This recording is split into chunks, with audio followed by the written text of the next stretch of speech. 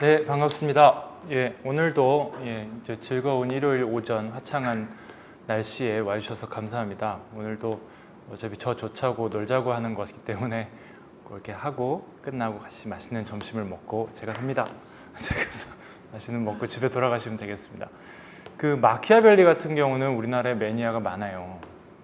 그리고 여전히 많이 정말 아리스토텔레스나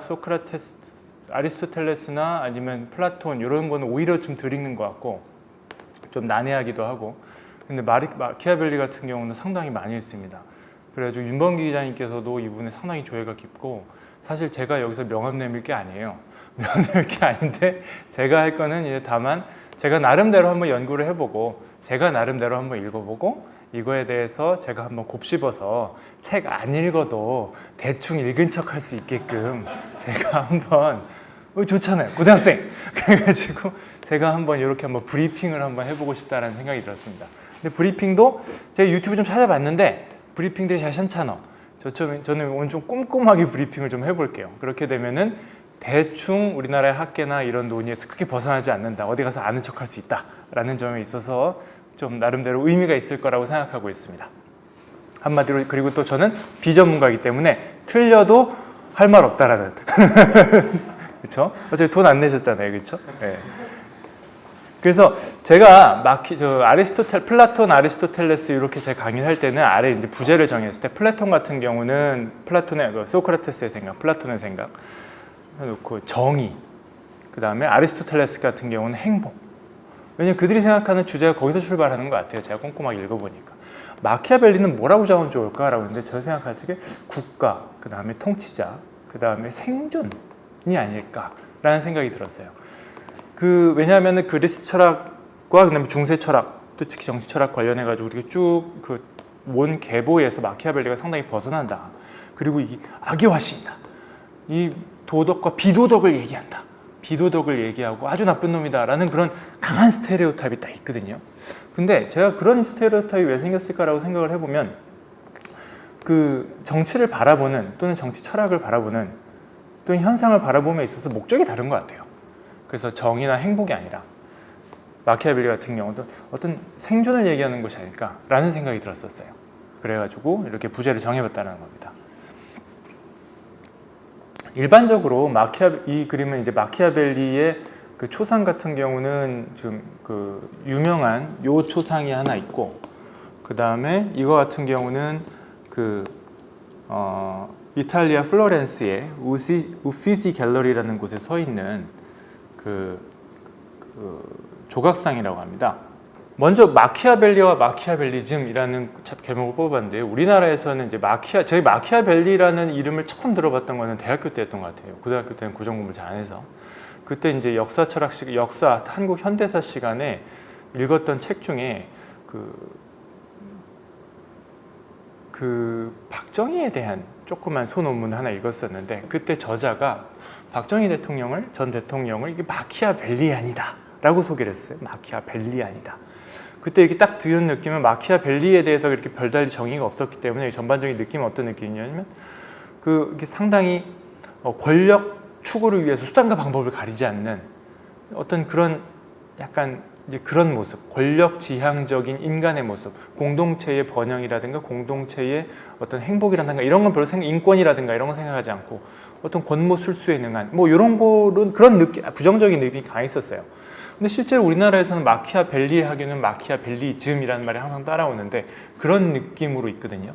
또 우리나라에서는 마키아벨리 하게 되면은 마키아벨리의 군주론부터 사람들이 머리를 떠올려요. 근데 다른 나라는 꼭 그렇지는 않다고 하더라고요. 그럼 왜 우리나라에서는 마키아벨리가 왜 하필 군주론부터 떠올리는 사람이 됐을까? 그리고 그런 권모술수에 대한 생각부터 떠올리게 됐을까? 그런 것도 좀 궁금하더라고요. 그래가지고 마키아벨리를 떠올렸을 때 또는 마키아벨리즘을 이야기할 때는 첫 번째, 국가의 이익을 위해서는 수단의 도덕적 선악에 관계없이 효용성과 유용성을 고려하는 자신의 정치사상, 마키아벨리의 정치사상. 여기서 방점은 국가 이익을 위해서라는 거고, 이게 이제 첫 번째 개념이고요. 두 번째 같은 경우는 공익을 도외시하면서 개인의 파당과 이익만 생각하는 사람, 얻는 또 그런 분위기. 그 다음 세 번째는 정치라는 거 떠나서 자신의 이익을 위해서 거리낌 없이 남의 희생을 어떤 주저하지 않는 그런 처세 방식, 그런 것들을 이제 마키아벨리즘이라고 얘기한단 말이에요. 근데 이 아까 제가 말한 것 중에 이 두 가지 같은 경우는 이 마키아벨리즘이라는 어떤 개념이 발달한 것 같아요. 예컨대 우리나라에서 봉건적이다라고 얘기하게 되면은 역사적으로 봉건주의다라고 하게 되면 이제 군주가 있고 영주가 있고 어느 정도 그 권력이 분산되어 있는 그런 모습을 말하잖아요. 근데 또 다른 말로는 봉건적이다 하게 되면 어떤 전근대적인 것들을 통칭해서 이렇게 이야기를 해요. 그런 것처럼 마키아벨리즘이다라고 하게 되면 마키아벨리가 직접 얘기했던 그 사상이 무엇인가와 관계없이 그 개념이 발달을 해서 뭔가 좀 치사하고 겉모술 수에 능한 어떤 그런 개념으로 발달해서 사용되고 있는 것 같아요. 근데 제가 오늘 하고 싶은 건 뭐냐면 실제로 마키아벨리가 무엇을 이야기하고 있는지 고전을 중심으로 그 사람이 진짜 쓴 군주론을 중심으로 한번 얘기해 보고 싶은 거예요. 근데 우리나라에서 왜 군주론이 문제가 되었느냐?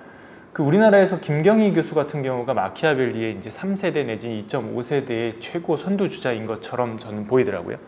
그분이 말씀하시는 거는 독일에서 마키아벨리를 수용을 했을 때 국가주의적으로 수용을 했다는 거예요. 국가의 어떤 국익, 그러면 강한 통일 국가를 건설하기 위한 힘과 권력의 정치를 옹호했다는 거예요. 그러다 보니까는 그런 맥락에서 어떤 사자와 여웅의 용맹, 지략 그런 걸 가지고 있는 카리스마 있는 그런 인물에 대한 어떤 갈망이 있었고 그런 맥락에서 마키아벨리를 소환했다라는 거죠. 그리고 특히 군주론을 소환했다는 거예요. 근데 그런 독일, 그 2차 대전 전의 그런 어떤 모습의 독일이 1차 대전, 2차 대전, 20세기 초반의 독일의 모습이 사실 일본으로 그대로 넘어갔다는 거예요. 그리고 일본에서 그런 고전을 접습하고 실제로 메이지 유신이라든가 아니면 군국주의적인 모습이 있었잖아요. 일본 같은 경우는. 그리고 그 전통이 우리나라로 이어져 오다 보니까 마키아벨리 하게 되면 군주론부터 떠올리고 그리고 아까 제가 말씀드렸던 그런 부정적인 이미지부터 떠올렸던 것이 아니겠는가. 그게 이렇게 쭉 관성을 통해서 답습했던 것이 아니겠는가. 이제 그런 해석이 있더라고요. 그런 맥락에서 마키아벨리 하면 우리나라에서는 군주론부터 떠올리는구나 라는 일련의 생각이 있었습니다. 자, 마키아벨리를 그러면 생각해 보자고요. 이 사람이 왜 이런 책을 썼을까? 지금 대충 이제 좀 더 자세하게 볼 건데 마키아벨리 하게 되면 대충 이러한 생각을 사람들이 가지고 있다는 거예요. 그럼 그런 생각이 태동하게 배경을 한번 보잔 말이에요. 1469년도에 태어났어요. 15세기에 태어났다는 거죠. 그리고 피렌체 공화국에서 제2서기관으로 임명됐습니다. 즉 공무원이었어요. 당시 피렌체 공무원으로 임명될 당시에는 피렌체는 공화정이었어요. 공화정, 여러 계층들이 같이 협업해서 같이 조화롭게 정치 체제를 이루고 있는 그런 모습을 공화정이라고 한단 말이에요. 쉽게 말하면.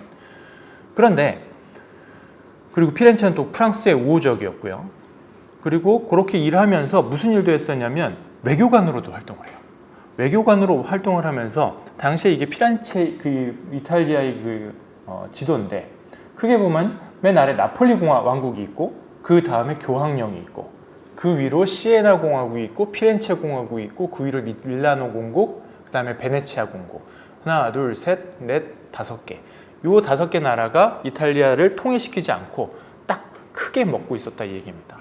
그러면 여기서 왔다 갔다 많이 했다는 거예요. 이 사람 같은 경우는 실제로 피렌체에 있었고 그러면서 교황령이나 아니면은 그 프랑스 이런 쪽으로 또는 신성 로마 제국 이런 쪽으로 외교관으로도 활동했다는 거죠.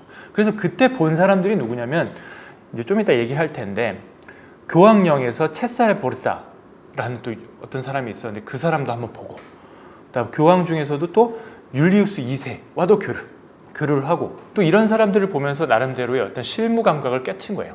아, 이런 사람들이 이렇게 보이는구나. 이런 사람들이 이렇게 행동하는구나. 그런 것들을 보고 어떤 경험을 쌓았다는 거. 그랬는데 1512년에 피렌체가 에스파냐한테 무릎을 꿇어요. 에스파냐가 침공을 해와서. 그때 에스파냐 같은 경우는 이제 왕정이었거든요. 페르난도 황제. 그래서 초기에는 공화정이 유지가 됐는데 18년 만에 결국에는 메디치가의 왕정이 복구가 돼요. 그러니까 결국에는 공화정으로 이어던 것이 공화정이 망하고 왕정이 복구가 된 거예요. 공화정 하게 되면 나름대로 자유가 좀 보장되는 곳인데 왕정이 복구가 된 거예요. 그 상당히 정치적인 전복이 이루어진 거죠. 그런 맥락에서 이 사람이 그 경질이 돼요. 공무원을 하다가. 그리고 또 왕정 복구한 그 왕정 다시 복구된 왕정 메디치가에 대해서 어떤 반역을 꾀했다라는 어떤 누명을 쓰고 또 수감도 되고 결국에는 무죄로 풀려나긴 했지만 좌우간 이런 상황에서 이 사람이 뭘 했냐면 군주론을 탈고를 합니다. 군주론을. 왜 탈고를 하느냐? 결국에는 로렌초 메디치에게 헌정하기 위해서. 즉 그 당시의 군주였던 로렌초 메디치에게 헌정하기 위해서. 원래는 그 삼촌인 줄리아노한테 헌정하려고 했는데 줄리아노 메디치가 죽어요. 그래가지고 그 당시에 살아있던 그 로렌초 메디치에게 조카인 헌정하려고 했는데 이 사람도 또 금방 죽어요. 그러다 보니까 결국에는 메디치가의 사람들은 못 읽게 된 거죠. 그리고 여러 양측, 근데 이게 또 군주론이 왜 군주론이냐라고 하면 마땅히 이거에 대해서 정해진 어떤 타이틀은 없었다고 그래요. 다만 그때 탈고했을 당시에 보냈던 편지에서 그렇게 써 있었대요. 뭐라고 쓰였냐면 여러 정치 양식을 논하여 나라를 얻고 보전하고 읽게 되는 정치 본연의 자세를 명백히 하는 군주론이라는 작은 책을 De Principatus라는 책을 썼다 이런 말을 했기 때문에 그 맥락에서 그럼 군주론이라고 하자라고 해서 후대에 그렇게 명명이 된 겁니다. 근데 결국에는 그렇게 탈고는 했는데 책도 못 주고 결국에는 은퇴를 하죠. 그래가지고 남은 여생은 그 피렌체에 루첼라이 가문이라는 곳이 있었는데 거기 궁전 뒤에 있는 정원에서 이런 살롱이 있었던 거예요. 사람들이 계속 얘기도 하고 정치에 대해서도 이야기하고 그런 토론 모임이 있었는데 거기서 여생을 보이면서 이제 연구 활동에 매진을 하다가 이제 1527년에 죽었던 겁니다. 요 맥락이었던 거예요. 공화정을 자기는 살았던 사람이고 공무원까지 했었는데 아주 뛰어난 사람이었다고 그래요. 그런데 왕정이 복고가 됐어. 그런 와중에 실직을 하고 구직을 하기 위해서 바치려고 했는데 못 바쳤어. 상당히 비운의 천재인 거죠. 시대적 배경이 어땠냐면 1400년 후반에는 유럽의 어떤 질서관념, 그러니까 교황이라든가 신성 로마 제국 황제로부터 가지고 있었던 그런 강한 재정 정치의 어떤 그런 개념이 와해되기 시작할 때고, 또 국가의 운명이 어떤 교황권을 중심으로 해가지고 쭉 어떤 봉건적으로 정해져 있는 국제 질서가 아니라 개별 민족들이 알아서 삶을 강구해야 되는 그런 이해관계에 따라 그런 국제 질서로 이제 바뀌게 됐다는 시점. 그다음 신대륙이 또 발견이 됐어요. 1492년에 콜럼버스에 의해서 지도상의 발견이죠. 그러다 보니까 국제무역이라든가 이런 것들이 대규모로 일어나게 되면 결국에 그거에 따라오는 것이 정부의 역할이 커지게 되는 거예요. 관세라든가 아니면 그런 걸 통제하기 시작하고 또 그런 걸로 인해 가지고 부가 창출이 되잖아요.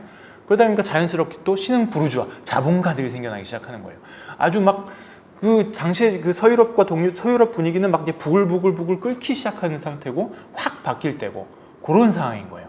이런 상황에 있어서 이 사람은 상당히 어떤 격변을 바라보고 있었고 나라들은 스스로 자기가 자립하고 자구책을 구해야 되는 그런 상황이었고, 그런 상황에서 마키아벨리 같은 경우는 자기가 뭔가 좀 한마디 해야겠는데 해가지고 상당히 어떻게 보면은 이 격변의 시기고 혼란스러운 시기에 이 책을 쓰기 시작한 겁니다. 근데 그래서 스페인 같은 경우, 영국 같은 경우, 프랑스 같은 경우는 아주 강한 왕권이, 중앙 집권적인 권력들이 들어서기 시작했고요. 각각의 자구책을 마련하는데 그거에 대한 형식이 어떻게 됐냐면 스페인, 그런 강대국이죠. 스페인, 영국, 프랑스 같은 경우는 왕권을 중심으로 강한 집권 체제. 그런데 그때 이태리는 어땠냐? 이태리는 이렇게 갈라져 있었던 거죠.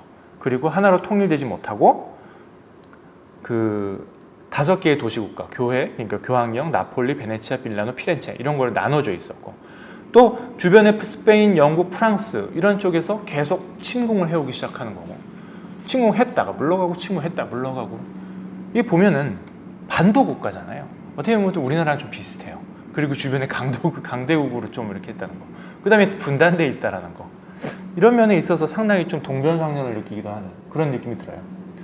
그래가지고 이제 이 당시에 한마디로 왜 이런 상황이 이렇게 됐냐라고 얘기했을 때 이 사람 같은 경우는 교황령이 있어가지고 중간에 교황령이 딱 있지 않습니까? 그래가지고 교회는 이태리를 장악해가지고 하나로 딱 통일할 만큼 강하지도 않고, 한마디로 어떤 그 헤게모니가 있어가지고 한마디로 딱 통일해서 잡아주면 좋은데 그런 것도 없고, 또 장악을 용납할 만큼 그렇게 허약하지도 않아요. 다른 외세가 와가지고. 그러다 보니까 계속 이렇게 분단된 체제로 계속 남아있게 되는 그런 상황이 된 거 아니겠는가라고 한탄을 하게 되는 거죠. 결국에는 이런 상황에서 이 사람 같은 경우는 그런 생각을 했었을 것 같아요. 제도적으로 권력 집중에 대한 어떤 열망이 있었고, 우리도 프랑스나 스페인처럼 통일도 되고 중앙 권력을 한번 쥐었으면 좋겠다 이런 생각도 있을 거고, 정치 영역을 이런 교황령이 지긋지긋한 그런 종교적 구속으로부터 좀 벗어나서 교황령에서 이렇게 표면적으로 이야기하고 있는 도덕적인 어떤 규율과 어떤 그런 전통으로부터 좀 해방돼 가지고 인문주의적이고 뭔가 우리가 좀 자구책을 마련했으면 좋겠다 막 이런 열망이 있었을 것 같아요. 그래가지고 이런 그 시대적 배경을 쭉 보면 우리도 한번 통일해봤으면, 우리도 한번 좀 강해져봤으면, 우리도 프랑스나 영국이나 프랑스처럼 강한 중앙 집권적인 권력이 나타났으면, 그런 것들이 어떤 군주라는 이름으로 표상이 되는 거죠. 그랬으면 좋겠다라는 생각을 가지고 있었을 것 같아요. 그런 맥락에서 이 책이 나온 게 아니겠는가라고 보는 거죠. 자, 그러면 이제 본격적으로 군주론에 대해서 한번 얘기를 해보겠습니다. 사실은 마키아벨리의 저작은 두 개가 되게 대표적이에요. 군주론, 또 하나는 그 로마사를 쭉 다루는 그 리비우스, 영어로는 리바이라고 얘기하는데 리비우스가 쓴 쓴 로마서 통사가 있어요. 그거에 대해서 자기가 커멘트를 달면서 쓴 로마서 논고라는 것이 있는데 우리나라 말로는 정량론이라고도 번역을 해요. 근데 그 두 가지가 있는데 군주론 같은 경우는 그 첫 번째예요. 그래서 오늘 같은 경우는 오늘은 군주론을 일단 먼저 다룰 건데, 이 군주론에 있어서 군주론을 쭉 읽어보면 먼저 마키아벨리가 말하는 정치학이 뭘까라고 보게 되면 그 2차 군주론을 다룬 여러 가지 논문에서 빠지지 않고 등장하는 인용문이 있어요. 바로 이건데요. 세상 사람들 중에 현실 속에 존재하지도 않고 또 알려지지도 않은 공화국이나 통치권에 대해 상상하는 이가 많다. 이거는 이제 황문수 교수가 쓴 그 번역한 것들을 제가 그 기반으로 해가지고 인용들을 한 겁니다. 그러나 사람이 어떻게 살아가냐 하는 문제 때문에 현재 사람이 살아가고 있는 실태를 허술히 보아 넘기는 자는 자기를 보존하기는커녕 눈 깜짝할 사이에 파멸을 초래하게 될 것이다. 일반적으로 행해지는 것을 행하지 않고 무슨 일에서는 선을 내세우고자 하는 사람은 좋지 않은 사람들 속에서 파멸을 면치 못할 것이다. 그래서 권력을 유지하는 군주는 선하기만 해도 안 되고 악인이 되는 법도 알아야 하며 또한 그 태도를 때에 따라 행사도 하고 중지할 줄도 알아야 한다. 이런 얘기거든요. 다시 말해서 이게 이제 키워드들이 있는데 이 번역서들에서는 이 키워드가 머리에 탁탁 와닿지가 않아요. 여기 키워드는 뭐냐면 첫 번째, 현실 속에 존재하지도 않는 거. 그러니까 어떤 가상의 어떤 체제라든가 국가를 상정해가지고 설명을 하는 것들, 이런 거에 빠져 있으면 안 된다는 거죠. 그렇기 때문에 진짜 지금 존재하는 것들이 뭔지 철저하게 분석을 한 다음에 그것들을 잘 지켜보고 그것을 기감으로 삼아야지 현실에 잡히지 않는 것들에 집착을 해가지고 다른 생각만 하고 있다 보면 망한다는 거죠. 뭘 얘기하고 있냐면은 공자왈 맹자왈 하고 있는 당시의 어떤 정치학을 얘기하고 있는 거예요. 결국에는 어떤 그리스 철학을 이야기하고 있는데 저는 이 말에 조금 반대예요. 왜냐하면 플라톤 같은 경우는 그럴 수 있어요. 근데 아리스토텔레스 같은 경우는 그렇지 않아요. 제가 볼 때는 아리스토텔레스 같은 경우는 정말로 현실을 낱낱이 분석해가지고 현실에 있는 정치체제들에 대해서 자기가 나름대로 분석도 하고 그거에 기반해가지고 어떤 대안적 모델도 제시를 해요. 아리스토텔레스를 꼼꼼히 읽어보니까 그렇더라고요.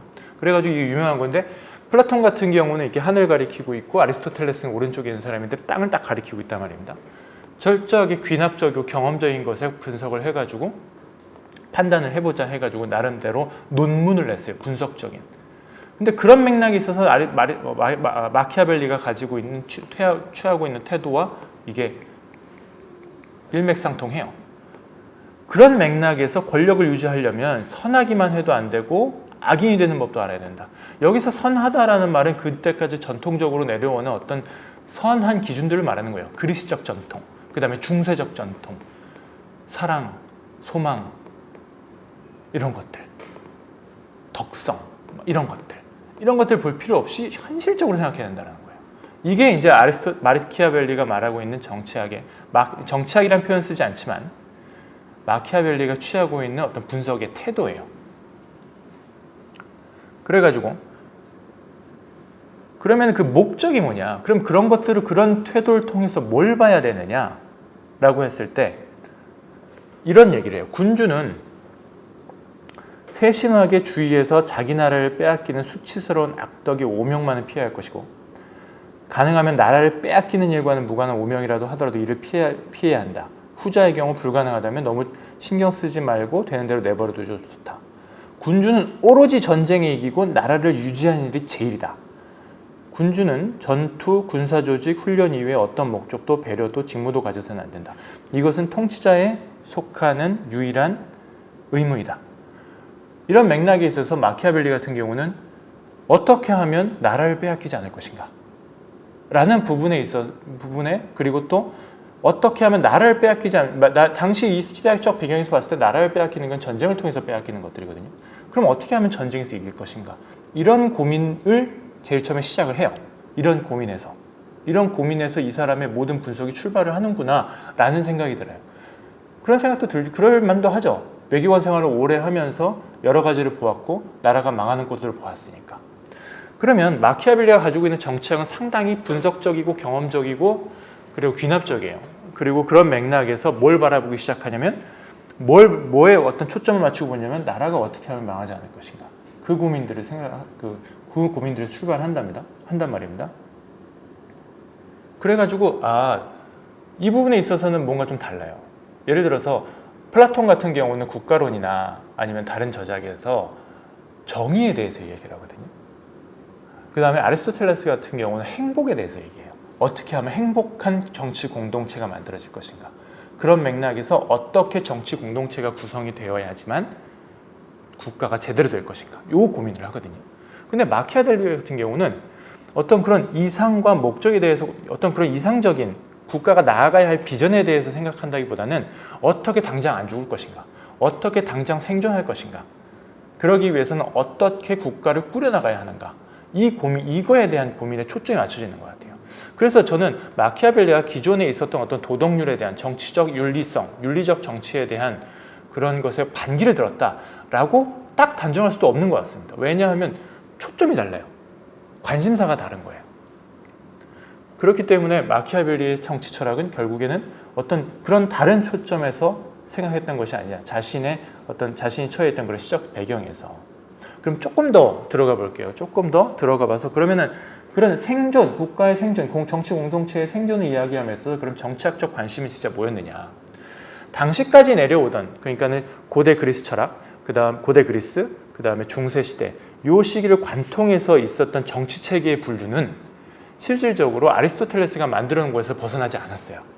이거는 제가 저번에 강의했었던 것 같은 슬라이드인데 첫 번째 왕정, 귀족정, 그 다음에 이제 공화정 또는 혼합정치, 영어로는 폴리티라고 얘기를 하는데 그리스어로는 그게 이제 이상적인 어떤 그 정치 체제가 있고 그것들이 조금 타락을 하기 시작하면 참주정, 과두정, 그 다음에 이제 민주정 또는 빈민정, 우민정 이렇게 번역이 되는데 이 6개의 카테고리에서 사실 벗어나지 않아요. 그때까지 내려오던 정치 체제라는 것은. 그런데 군주론에 보면 무슨 얘기를 하냐면 제1장에 이렇게 딱 써 있어요. 내가 지금 다루고자 하는 정치 체제라는 것은 첫 번째 두 가지밖에 없다. 공화국과 군주국. 이게 약간 이상해요. 오늘날까지 인류를 다스려오는 국가나 정부는 모두 공화국 또는 군주국 중 어느 하나였다. 이상하잖아요. 분명히 아리스토텔레스 같은 경우는 민주정도 얘기를 많이 해요. 그 다음에 혼합정치에 대해서도 얘기를 많이 하거든요. 근데 마키아벨리 같은 경우는 이 두 개밖에 없어 딱딱 얘기를 해요. 이 말은 왜 그럴까라고 생각을 해보면 제 2차 저작들을 분석을 한 사람들, 학자들의 말에 따르면 당시 마키아벨리가 경험한 이탈리아의 그 주변 시대적 상황을 고려해가지고 이렇게 극단적으로 표현하는 것이 아니겠는가라고 짐작이 된다라고 얘기를 합니다. 어찌됐든 마키아벨리가 볼 때는 세상에 존재하는 실현 가능한 정치 체제는 두 개밖에 없다고 본 거예요. 당시 세상에서 군주국하고 즉 왕정하고 왕정 또는 참주제겠죠. 그 다음에 공화국, 혼합정 또는 민주정 이런 것들이겠죠. 또는 과두정 이런 것들이 혼합되어 있는 두 가지밖에 없다. 그런데 공화국에 대해서는 로마서 논고 또는 정량론에서 따로 다루기로 하고 군주론에서는 군주국에 한정해가지고 분석을 하기로 한다. 이렇게 딱 써놔요. 그러니까는 그래서 이것들이 중요한 이유는 이 선언이 중요한 이유는 마키아벨리가 펼치고 있는 분석은 정치 체제 전반 모든 정치에 대해서 다 얘기하고 있는 것이 아니라 사실 군주 정치의 한계만 가지고 일단 얘기를 하고 있는 거예요. 그러다 보니까는 여기서 되게 조심스러워져요. 군주론을 쭉 읽다 보면은 막 여러 가지 아이디어들이 떠오르거든요. 군주는 이래야 된다 저래야 된다 막 간교해야 된다 막 이런 얘기에서 떠올라가지고 지금 내가 처해 있는 내가 보고 있는 이런 정치체에 나도 모르게 막 대입을 하게 돼요. 그치 정치인은 이래야지 막 이렇게 대입이 하게 돼. 근데 거기서 조금 조심해야 될 게 이 사람 같은 경우는 군주국에 대해서만 다루고 있는 거예요 지금 사실상. 그러니까 사실상 어떤 그 함의를 전달해 주죠. 옛날에 이랬어 이런 건 좀 닮아야 되지 않겠니? 리더십 특히 뭐 이런 부분에서 좀 닮아야 되지 않겠니? 막 이런 얘기를 하는데 되게 사실 조심해야 돼요. 왜냐하면 이 사람은 군주국에 대해서만 얘기하고 있는 거거든. 우리는 군주국에 살고 있지 않잖아요. 그래서 그 다음에 이제 서문에서 메디치가의 서문에서 이제 로렌조 메디치한테 이렇게 얘기를 하면서 바치면서 이런 얘기를 해요. 민중의 성격을 충분히 알면 군주의 입장에 서봐야 되고 군주의 성격을 충분히 알면 민중의 입장에 서봐야 된다. 민중 또는 인민, 국민이겠죠. 그러니까는 당신은 계속 군주만 있으니까 잘 모르겠지만 민중의 입장에서 내가 쭉 분석을 했고 아래서 올려다보는 당신의 모습이 어떻고 군주들의 모습이 어떤지 한번 분석을 해서 보여줄 테니까 잘 보고 한번 공부해 보십시오. 요것만 알면 확실합니다. 존속과 번영을 누릴 수 있습니다. 이런 맥락에서 얘기하는 거거든요. 즉 군주국에 대해서 군주국에 대해서 군주에게 얘기하고 있는 거예요. 근데 이거에 대해서 이제 여러 가지 학자적인 논평이 갈려요. 군주에게 얘기하고 있는 것처럼 보이지만 사실상은 군주에 대해서 다 까발리고 있기 때문에 민중에 대해서 사실은 들으라고 얘기하고 있는 거다. 결국엔 이 사람은 태생도 공화주의자이기 때문에 결국엔 군주들, 즉 지도층들이 어떻게 간교하게 생각하는지에 대해서 막 까발리면서 결국 조심하라고 민중들에게 경고하고 있는 거다. 이렇게 얘기하고 있는 학자들도 있어요. 해석의 지평은 열리죠. 그래가지고 이렇게 쓰긴 했는데 정말 왜 썼는지에 대해서 읽는 사람마다 달라지는 거예요. 그렇기 때문에 고전이 위대한 거고 그거에 대해서는 나중에 얘기하고. 자, 그러면 이런 것들이 군주국인 나는 지금 군주국에 대해서 얘기하겠다 라고 시작을 한단 말이에요. 그럼 군주국의 종류는 뭐가 있을까? 먼저 한번 시작을 해본단 말이에요. 군주국의 종류가 뭐가 있을까? 하기 전에 자질을 이해하기 전에 그 시스템에 대해서 먼저 일별을 해볼 필요가 있다는 거예요. 군주국은 어떤 것들이 있을까? 자, 그러면 군주가 어떻게 탄생하느냐에 대해서 먼저 설명을 해보잔 말이에요. 이것들을 쭉 순서대로 쭉 읽다 보면 사실 이게 정리가 잘 안 돼요. 그러다 보니까 제가 나름대로 쭉 읽어보면서 텍스트들을 이렇게 조합을 해봤어요. 이렇게 빼가지고. 빠진 건 없어요. 빠진 건 없고 순서를 좀 달리 해봤어요. 그렇게 되면 조금 현대식으로 읽혀요. 먼저 마키아벨리는 이렇게 얘기해요. 군주국이 그러면 어떻게 탄생을 할까? 군주국이 어떻게 탄생할까? 이 사람은 간단히 얘기해요. 군주국이 여러 방식을 통해서 탄생을 한다는 거예요. 여러 방식으로 탄생을 하는데 제대로 탄생한 군주국 같은 경우 모든 군주국은 어떻게 탄생을 하냐면 일단 운명이 기회를 열어줘야 돼요. 운이 따라줘야 돼요. 역사적으로 기회가 열려야 된다는 거예요. 그 다음에 두 번째, 그때 사람의 의지가 있어야 된다는 거예요. 사람의 의지가. 뭔가 이제 군주가 딱 정벌을 하거나 뭔가 나라를 세우거나 그럴 만한 딱 역사적인 기회가 열리고 그때 그 기회를 놓치지 않고 한 사람의 역량으로, 한 사람의 능력으로 그 기회를 잡아가지고 군주국을 세워야 된다는 거죠. 그렇기 때문에 역량과 운명의 관계에 대해서 잠깐 얘기를 해볼 필요가 있어요. 그래가지고 이것들을 잘 사용을 해가지고 국가를 건설했을 경우는 국가가 쭉 존속과 번영을 누릴 수 있는데 제대로 국가를 설립하지 않았을 경우에는 빨리 망한다고 얘기해요. 그러면 운명이라는 것은 어떤 큰 강의 흐름과 같은 거거든요. 큰 강의 흐름과 같은 거. 그렇기 때문에 이건 사람이 어떻게 할 수가 없어요. 여기서 이제 포르투나라고 얘기를 하는데 영어로는 폴춘처럼 되겠죠. 쭉 열리게 되는데 그때 기회가 딱 열렸을 때는 그 기회만 일단 딱 잡았을 때는 그때 사람이 나서가지고 사람의 역량을 써야 된다. 그 역량을 뭐라고 하냐면 비르투라고 해요. 비르투. 이게 virtue처럼 느껴져요. virtue. 미덕할 때, 덕성할 때처럼 virtue처럼 들리는데 사실 어원은 같은데 이 비르투라는 개념은 조금 달라요. 어떻게 다르냐면 비르투라는 느낌은 약간 그 개인의 어떤 능력, 인간의 능력을 말하는 거예요. 인간의 의지와 어떤 능력들을 통칭하는 개념이에요. 비르투라는 거는. 그렇기 때문에 마키아벨리의 저작을 이해함에 있어서 이 운명이라는 것도 되게 중요하지만 이 비르투라는 개념, 역량이라는 개념을 이해하는 게 되게 중요합니다. 아리스토텔레스에서는 덕, 미덕이라고 얘기할 때는 비르투라는 표현을 안 써요. 아르테라는 표현을 써요. 그건 어떤 일종의 품성을 얘기하고 있는 거예요. 어떤 품성 내지는 나의 행동에 있어서 어떤 적정함을 얘기하고 있는 거예요. 그런데 그 마키아벨리가 얘기하고 있는 미덕, 우리말로 번역할 수도 있던 미덕이라는 것, 덕성이라는 거는 사실은 비르투예요. 어떤 역량, 인간의 의지, 사람이 할 것. 진인사 대천명이라고 했을 때 하늘의 뜻 같은 경우는 운명이고 그 기회를 잡아서 사람이 그 기회를 열어가지고 뭔가 일으켜내는 것. 그게 사람의 역량이라는 거죠. 인간의 자유로운 의욕은 무슨 일이 있어도 잃어버서는 안 된다. 가령 운명이 인간 활동의 절반을 주재한다고 해도 적어도 나머지 반은 우리의 지배에 맡겨져 있는 거라고 생각된다. 즉, 이 운명을 어떻게 거스를 수는 없다고 얘기를 해요. 이 사람도. 거스를 수는 없는데 그래도 사람의 의지가 있으면 이것들은 어느 정도 매니지가 가능하다는 거예요. 관리가 가능하다는 거예요. 여기서 되게 중요한 게 뭐냐면 의욕이 되게 중요하다고 얘기해요. 이게 제가 얼마 전에 돈보다 운을 벌어라는 강의를 한번 있었는데 거기서 그런 얘기를 해요. 점쟁이가 역수를 했던 사람이 그런 얘기를 해요. 운이 좋은 사람의 특징은 성격부터 다르다는 거예요. 바람 같아야 된다는 거예요. 바람같이 거침없어야 된다는 거죠. 바람같이 거침없고 의욕에 불타야 된다는 거예요. 바람 같은 성격보다 더 좋은 성격은 뭐냐면 해 같은 성격이라는 거예요. 끊임없이 그 의욕이 샘솟는 사람. 끊임없이 의욕이 어떤 상황에서도 의욕이 정말 찔끔찔끔 샘솟는 사람. 그런 사람이 정말 위대한 사람이라는 거예요. 자신의 운명을 개척할 수 있는 사람. 그런 사람이 사실 정치를 해야 된다고 얘기하죠. 그때 이제 윤 기자님이 그때 딱 코멘트를 했던 게 김대중 대통령? 이걸 제가 사진을 이런 사람 아닐까요? 얘기했는데 평주에서 그런 얘기 했다 이래요. 김대중 대통령 같은 경우 좀 의욕의 화신이었다. 현해탄에서 당시 박정희 정권에 이제 죽이려고 딱 보였는데 그때 죽이려고 그렇게 할 때 그때 그런 얘기를 했다는 거예요. 내가 바다에 빠져가지고 상어가 내 반을 몰아가도 그 반이라도 살았으면 좋겠다.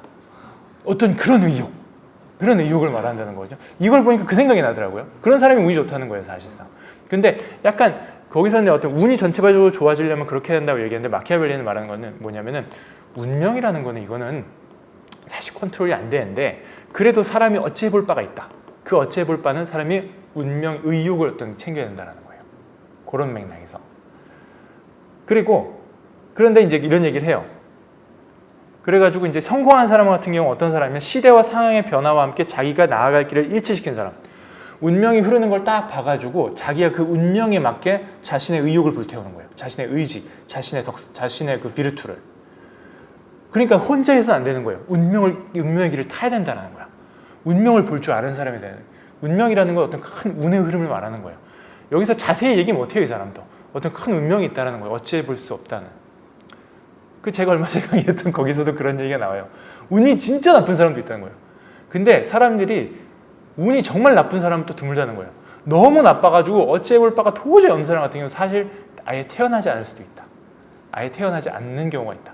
결국에 운이라는 게 있다 하더라도 사람들 같은 경우는 어찌해 볼 바가 어느 정도 있다는 거예요. 그래서 이 사람 같은 경우는 마키아벨리 같은 경우는 어떤 전반적인 운이 있고 그 운을 딱 바라보면서 거기서 내가 나아갈 기회를 보고 거기에 나의 보조를 맞추는 거예요. 나 잘났다고 무조건 하는 게 아니라 세상의 흐름, 역사의 흐름, 시간의 흐름, 운명의 흐름을 잘 봐야 된다는 거예요. 그게 성공하는 처세의 길이라는 게 첫 번째 얘기를 하죠. 근데 이게 안 된다고 얘기해요. 사실상 이건 어렵다. 거기서도 똑같이 얘기해요. 운을 얘기하는 점쟁이도. 즉 사람이 타고난 성격 때문에 그렇다는 거예요. 그게 타고난 운인 거예요, 사실상. 성격이 운을 좌우한다는 거죠. 그렇기 때문에 여기서도 뭐라고 얘기하냐면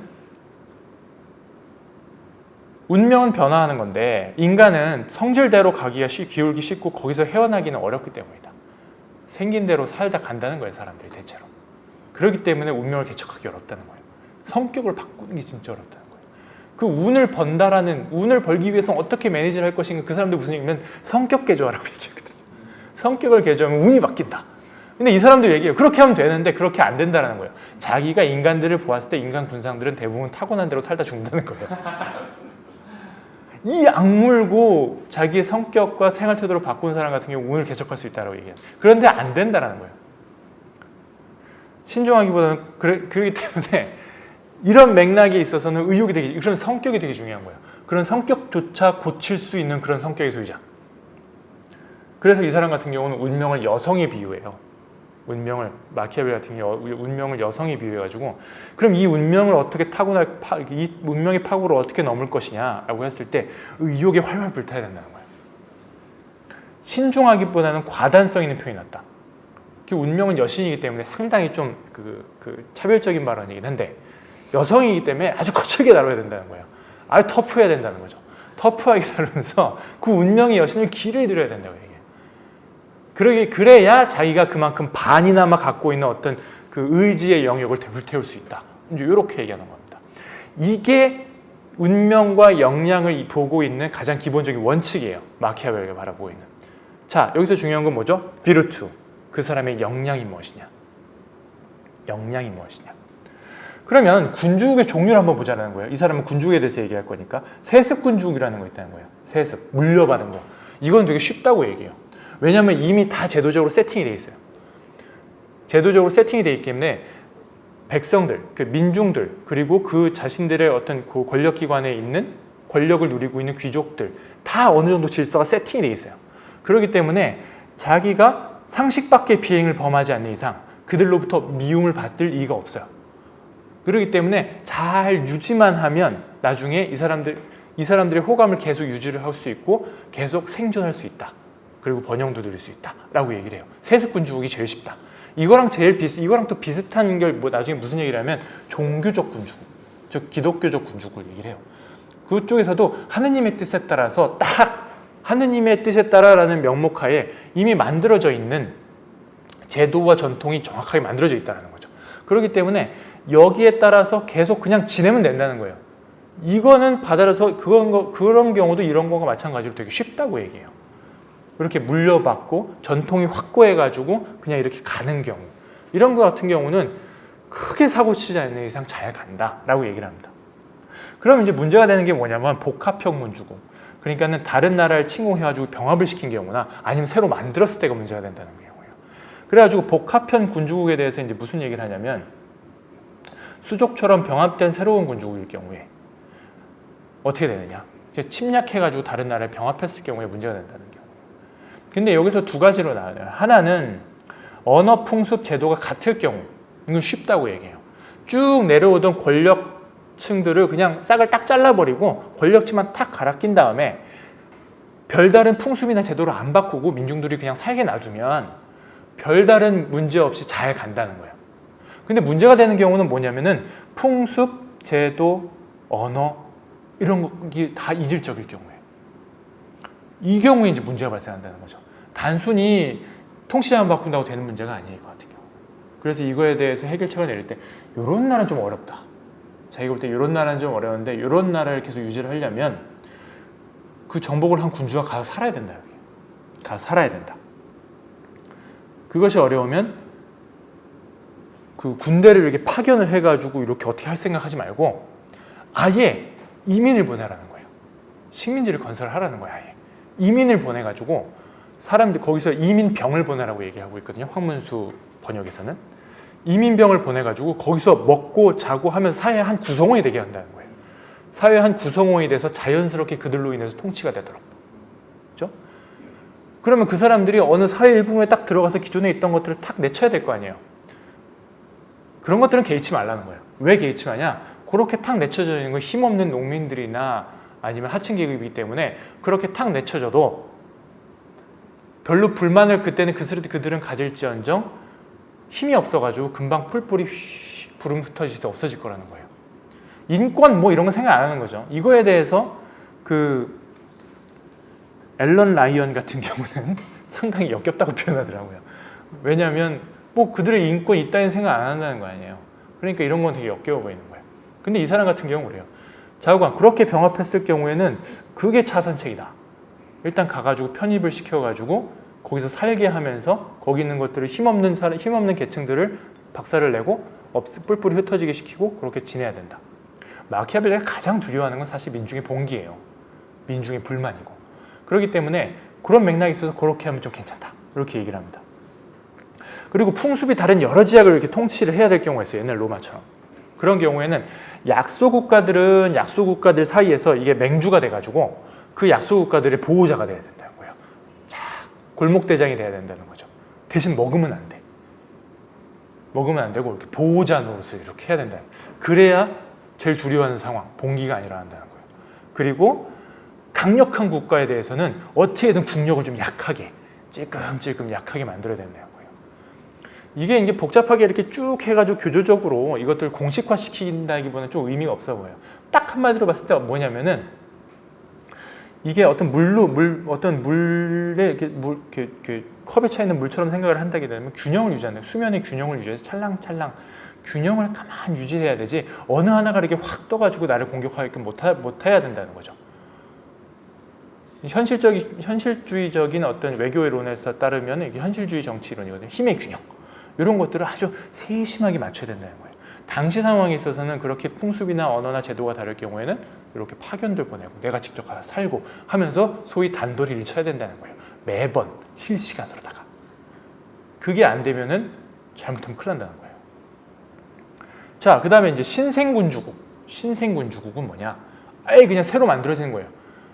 새로 만들어진 거. 뭐 이렇게 변혁을 꾀하거나 아니면 혁명을 일으키거나 마음에 안 드는 걸 처단하거나 해가지고 신생을 완전히 일으키는 거. 신생군주국. 이런 경우는 어떻게 되냐?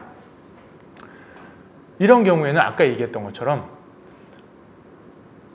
군주의 역량이 중요하다. 이게. 그것들을 딱 처부수고 나라를 딱 해먹은 시쳇말로 해먹은 사람의 역량이 중요하다. 운에 너무 이렇게 의지하면 안 된다. 여기서 말하는 운이라는 거는 이제 여러 가지 역사적인 그 실리를 들고 있거든요. 사실상 저희한테 딱 와닿진 않아요. 저한테는 제가 그쪽 역사에 이렇게 확 와닿는 것이 아니기 때문에. 근데 종합을 해보면 자기한테 이렇게 뚝 떨어진 운에 대해서 또는 누군가 이렇게 옹립을 해줘가지고 자기가 자연스럽게 쉽게 이렇게 되는 경우 이런 거에 의지하면 안 된다는 거예요. 자신의 역량에 의지해야 되는 거예요. 역량에. 그래가지고 신생군주국 새로 국가를 딱 창설한 사람들의 어떤 모범으로 누굴 하냐면 모세 출애굽기에 나오는 모세. 그 다음에 키루스 유대인을 이집트에서 해방시켰던 페르시아 왕이고, 그 다음에 로물루스 로마 건국 신화의 아버지죠. 그 다음에 테세우스 아테네 건국자로 신화적 인물이고, 이들 같은 경우는 역량에 의해서 자신들의 비르투에 의해서 군주가 됐지 어디에 의존하지 않았다는 거예요. 상당히 적극적이었다는 거예요. 그래서 비르투라는 말을 계속 이해를 하기 위해서 되게 여러 가지 그 컨텍스트를 보는데 자신의 의지, 적극적인 거, 피동적이지 않고 되게 적극적인 어떤 액티브한 그리고 자신의 권력과 힘 이런 것들을 잘 이용을 해야 돼가지고 자신이 주인공이 돼야 된다는 거예요. 역사나 시간과 기회가 주인공이 되는 것이 아니라 기회는 오지만 그거에 대해서 자기가 꽉 붙들고 먹어야 된다는 거예요. 그러면 그 역량이 뭘까요? 그 역량이 뭡니까? 그럼 비르투가 뭡니까? 이거를 궁금하잖아요. 군주론에서 그 다음에 그 비르투에 대해서 설명을 하고 있는데 이 비르투에 대해서 그렇게 설명을 쭉 이렇게 보다 보면 마키아벨리에 대한 오해가 좀 풀리는 것 같아요. 그럼 그거에 대해서 간단히 설명 한번 해볼게요. 자, 그럼 역량에 대해서 그러면 한번 생각을 해보자. 신생군주국에 대해서 아까 확 열었는데 신생군주국의 군주는 역량을 통해서 나라를 해먹어야 된다고 얘기했잖아요. 나라를 해먹어야 된다. 나라를 해먹어야 되는데 그때 가장 모범적인 사례로 드는 사람이 바로 이 사람이에요. 체사레 보르지아. 이 사람이 어떤 사람이냐? 교황 알렉산더 6세, 당시 이제 동시를 살았던 인물이에요. 제 아들이에요. 교황의 아들 좀 이상하죠. 그러니까 당시에는 이제 교황들도 다 이러고 살았던 거예요. 그러니까는 아들이라고 못해. 대신 뭐냐면 사생한 거죠. 몰래 있는 아들. 하지만 다 알고 있는 아들인 거예요. 그래가지고 교황 알렉산더 6세 아들인데 교황군, 아까 이제 교황령이 영토가 딱 있잖아요. 아버지가 교황이니까 수장이 됐어요. 사령관이 빨리 됐어요. 그래가지고 로마냐 마르키 지방이 군수가 돼요. 군주가 빨리 됐어요. 군주가. 여기까지는 뭐예요? 운으로 된 거예요. 타고난 운으로 된 거예요. 그죠? 타고난 운으로 되었는데 거기에 머물지 않고 자신의 위대한 역량을 통해서 그랜드 비르투라고 얘기하는데 자신의 위대한 역량을 발휘해가지고 영토를 확장했던 위대한 인물이다 라고 지금 그 마키아벨리는 얘기를 하고 있어요. 이 사람은 나중에 더 이탈리아를 통일하고 더 하지 못하고 빨리 죽어요. 왜냐? 운명 때문에. 병들어 죽어요. 그러니까 이 운명이라는 게 마키아벨리가 늙어서 가만히 생각해보니까 이게 어쩔 수 없는 건 거예요. 기회를 주기도 하고 아사하기도 하고 야 이거 어쩔 수 없다. 다만 사람이 할 수 있는 것은 그것을 잘 타는 방법인 거야. 그 잘 타가지고 이 사람 같은 경우는 그래서 운을 잘 타가지고 기회를 잡았지만 자신의 역량을 100분 발휘해가지고 훌륭한 임무를 해냈다. 자기가 동시에 본 사람 중에서 제일 훌륭한 인물이라고 얘기해요. 그 예를 하나 보자. 이렇게 얘기해요. 시니갈리아 사건. 이건 군대를 이 사람이 어떻게 자신의 역량을 들여가지고 확보했느냐를 보여줘요. 첫 번째, 교황군의 군사력은 로마의 군벌 귀족 가문들인 오르시니 가문과 콜로나 가문을 지니고 있었음. 교황 군사력이 오르시니 가문과 콜로나 가문 이 두 개로 이렇게 나눠져 있었던 거죠. 이들은 교황의 힘을 견제하고 있었어요. 또 프랑스 루이 12세가 밀라노를 점령하니까 또 이 사람들 같은 경우는 로마니아에 점령하고 있지만 그 콜로나파 교황군인 콜로나파까지 제압을 했어요. 어느 정도 힘을 지고 힘이 우위에 있는 거예요.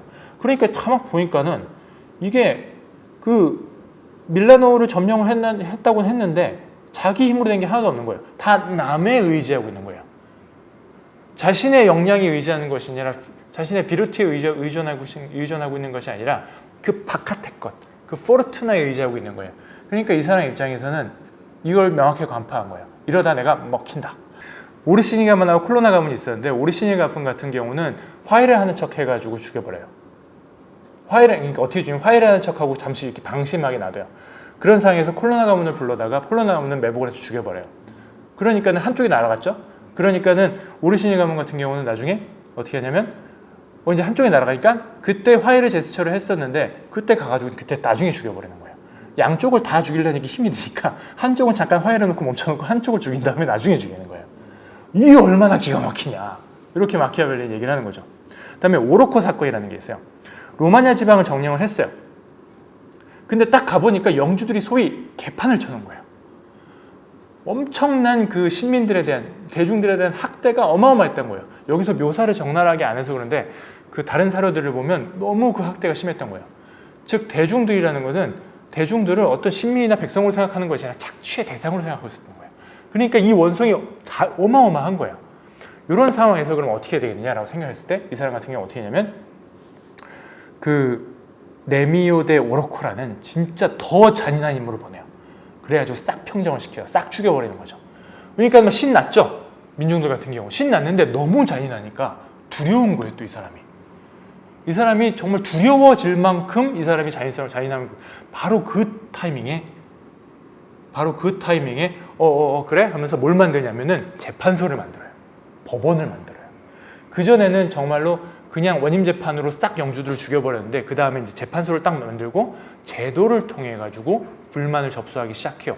바로 그 직후에 이 레미오 데 오로코라는 인간이 엄청 잔인하니까 이 사람이 또 민중에 대해서도 좀 잔인하게 굴겠네 해가지고 그 사람을 또 죽여버려요. 남들 다 보는 앞에서. 그러니까 어떻게 또 민중들이 신난 거예요. 손에 흙 묻히지 않고 코 푼 거예요. 한마디로. 영주들 같은 경우 학대를 막 하고 있던 민중들을 학대를 하고 있던 영주들은 다 그 영주들을 싹 죽여버리는 건 자기가 안 해요. 자신의 잔악성은 안 보여. 오히려 자기는 재판소를 만들어. 그래놓고 자기가 잔악한 영주들을 죽이는데 사용했던 그 사람은 다 그게 정리가 된다면 따로 불러놓고 또 죽여. 그러면서 민중들의 지지를 딱 하는 거야. 민중들 입장에서는 정말 선한 사람인 거야. 이 사람 같은 경우는. 민중들에게는 언제나 선해 보여야 된다. 이 사람이 말하고 있는 요지거든요. 나중에도 얘기를 하는데 이 사람이 역량에 대해서 두 가지를 얘기해요. 다시 반복할 텐데 군주의 역량은 두 가지 선당이에요. 하나는 민중이고 하나는 군대다. 민중을 무지하게 중요시 여겨요. 이 사람이 말하고 있는 역량, 군주의 역량이라는 것은 군주의 어떤 간악함, 군주의 어떤 용맹함 이런 것들은 별게 아니라 사실 그것들을 통해 가지고 민중의 지지를 확보해야 된다고 얘기해요. 민중의 지지를 확보해야 된다. 민중을 되게 무서워해요. 이 사람 보면. 백성들을 되게 무서워해. 이것들을 어떻게 컨트롤할 거가 되게 관건이에요. 그 다음에 군대를 어떻게 컨트롤할 것이냐. 요거를 되게 중요시해요. 그래가지고 이 체자레 보르시아에 대해 일화는 여러 번 나와요. 여러 번. 가장 모범적인 사례다. 진짜 치사하죠. 진짜 치사하면서 아주 스마트하죠. 이렇게 한 것들을 봐라. 이렇게 해야 된다.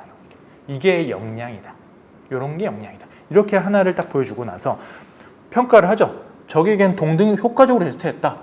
한쪽은 화해하는 척하면서 한쪽 죽이고 둘 다 무상대하니까 하나 나중에 죽이고.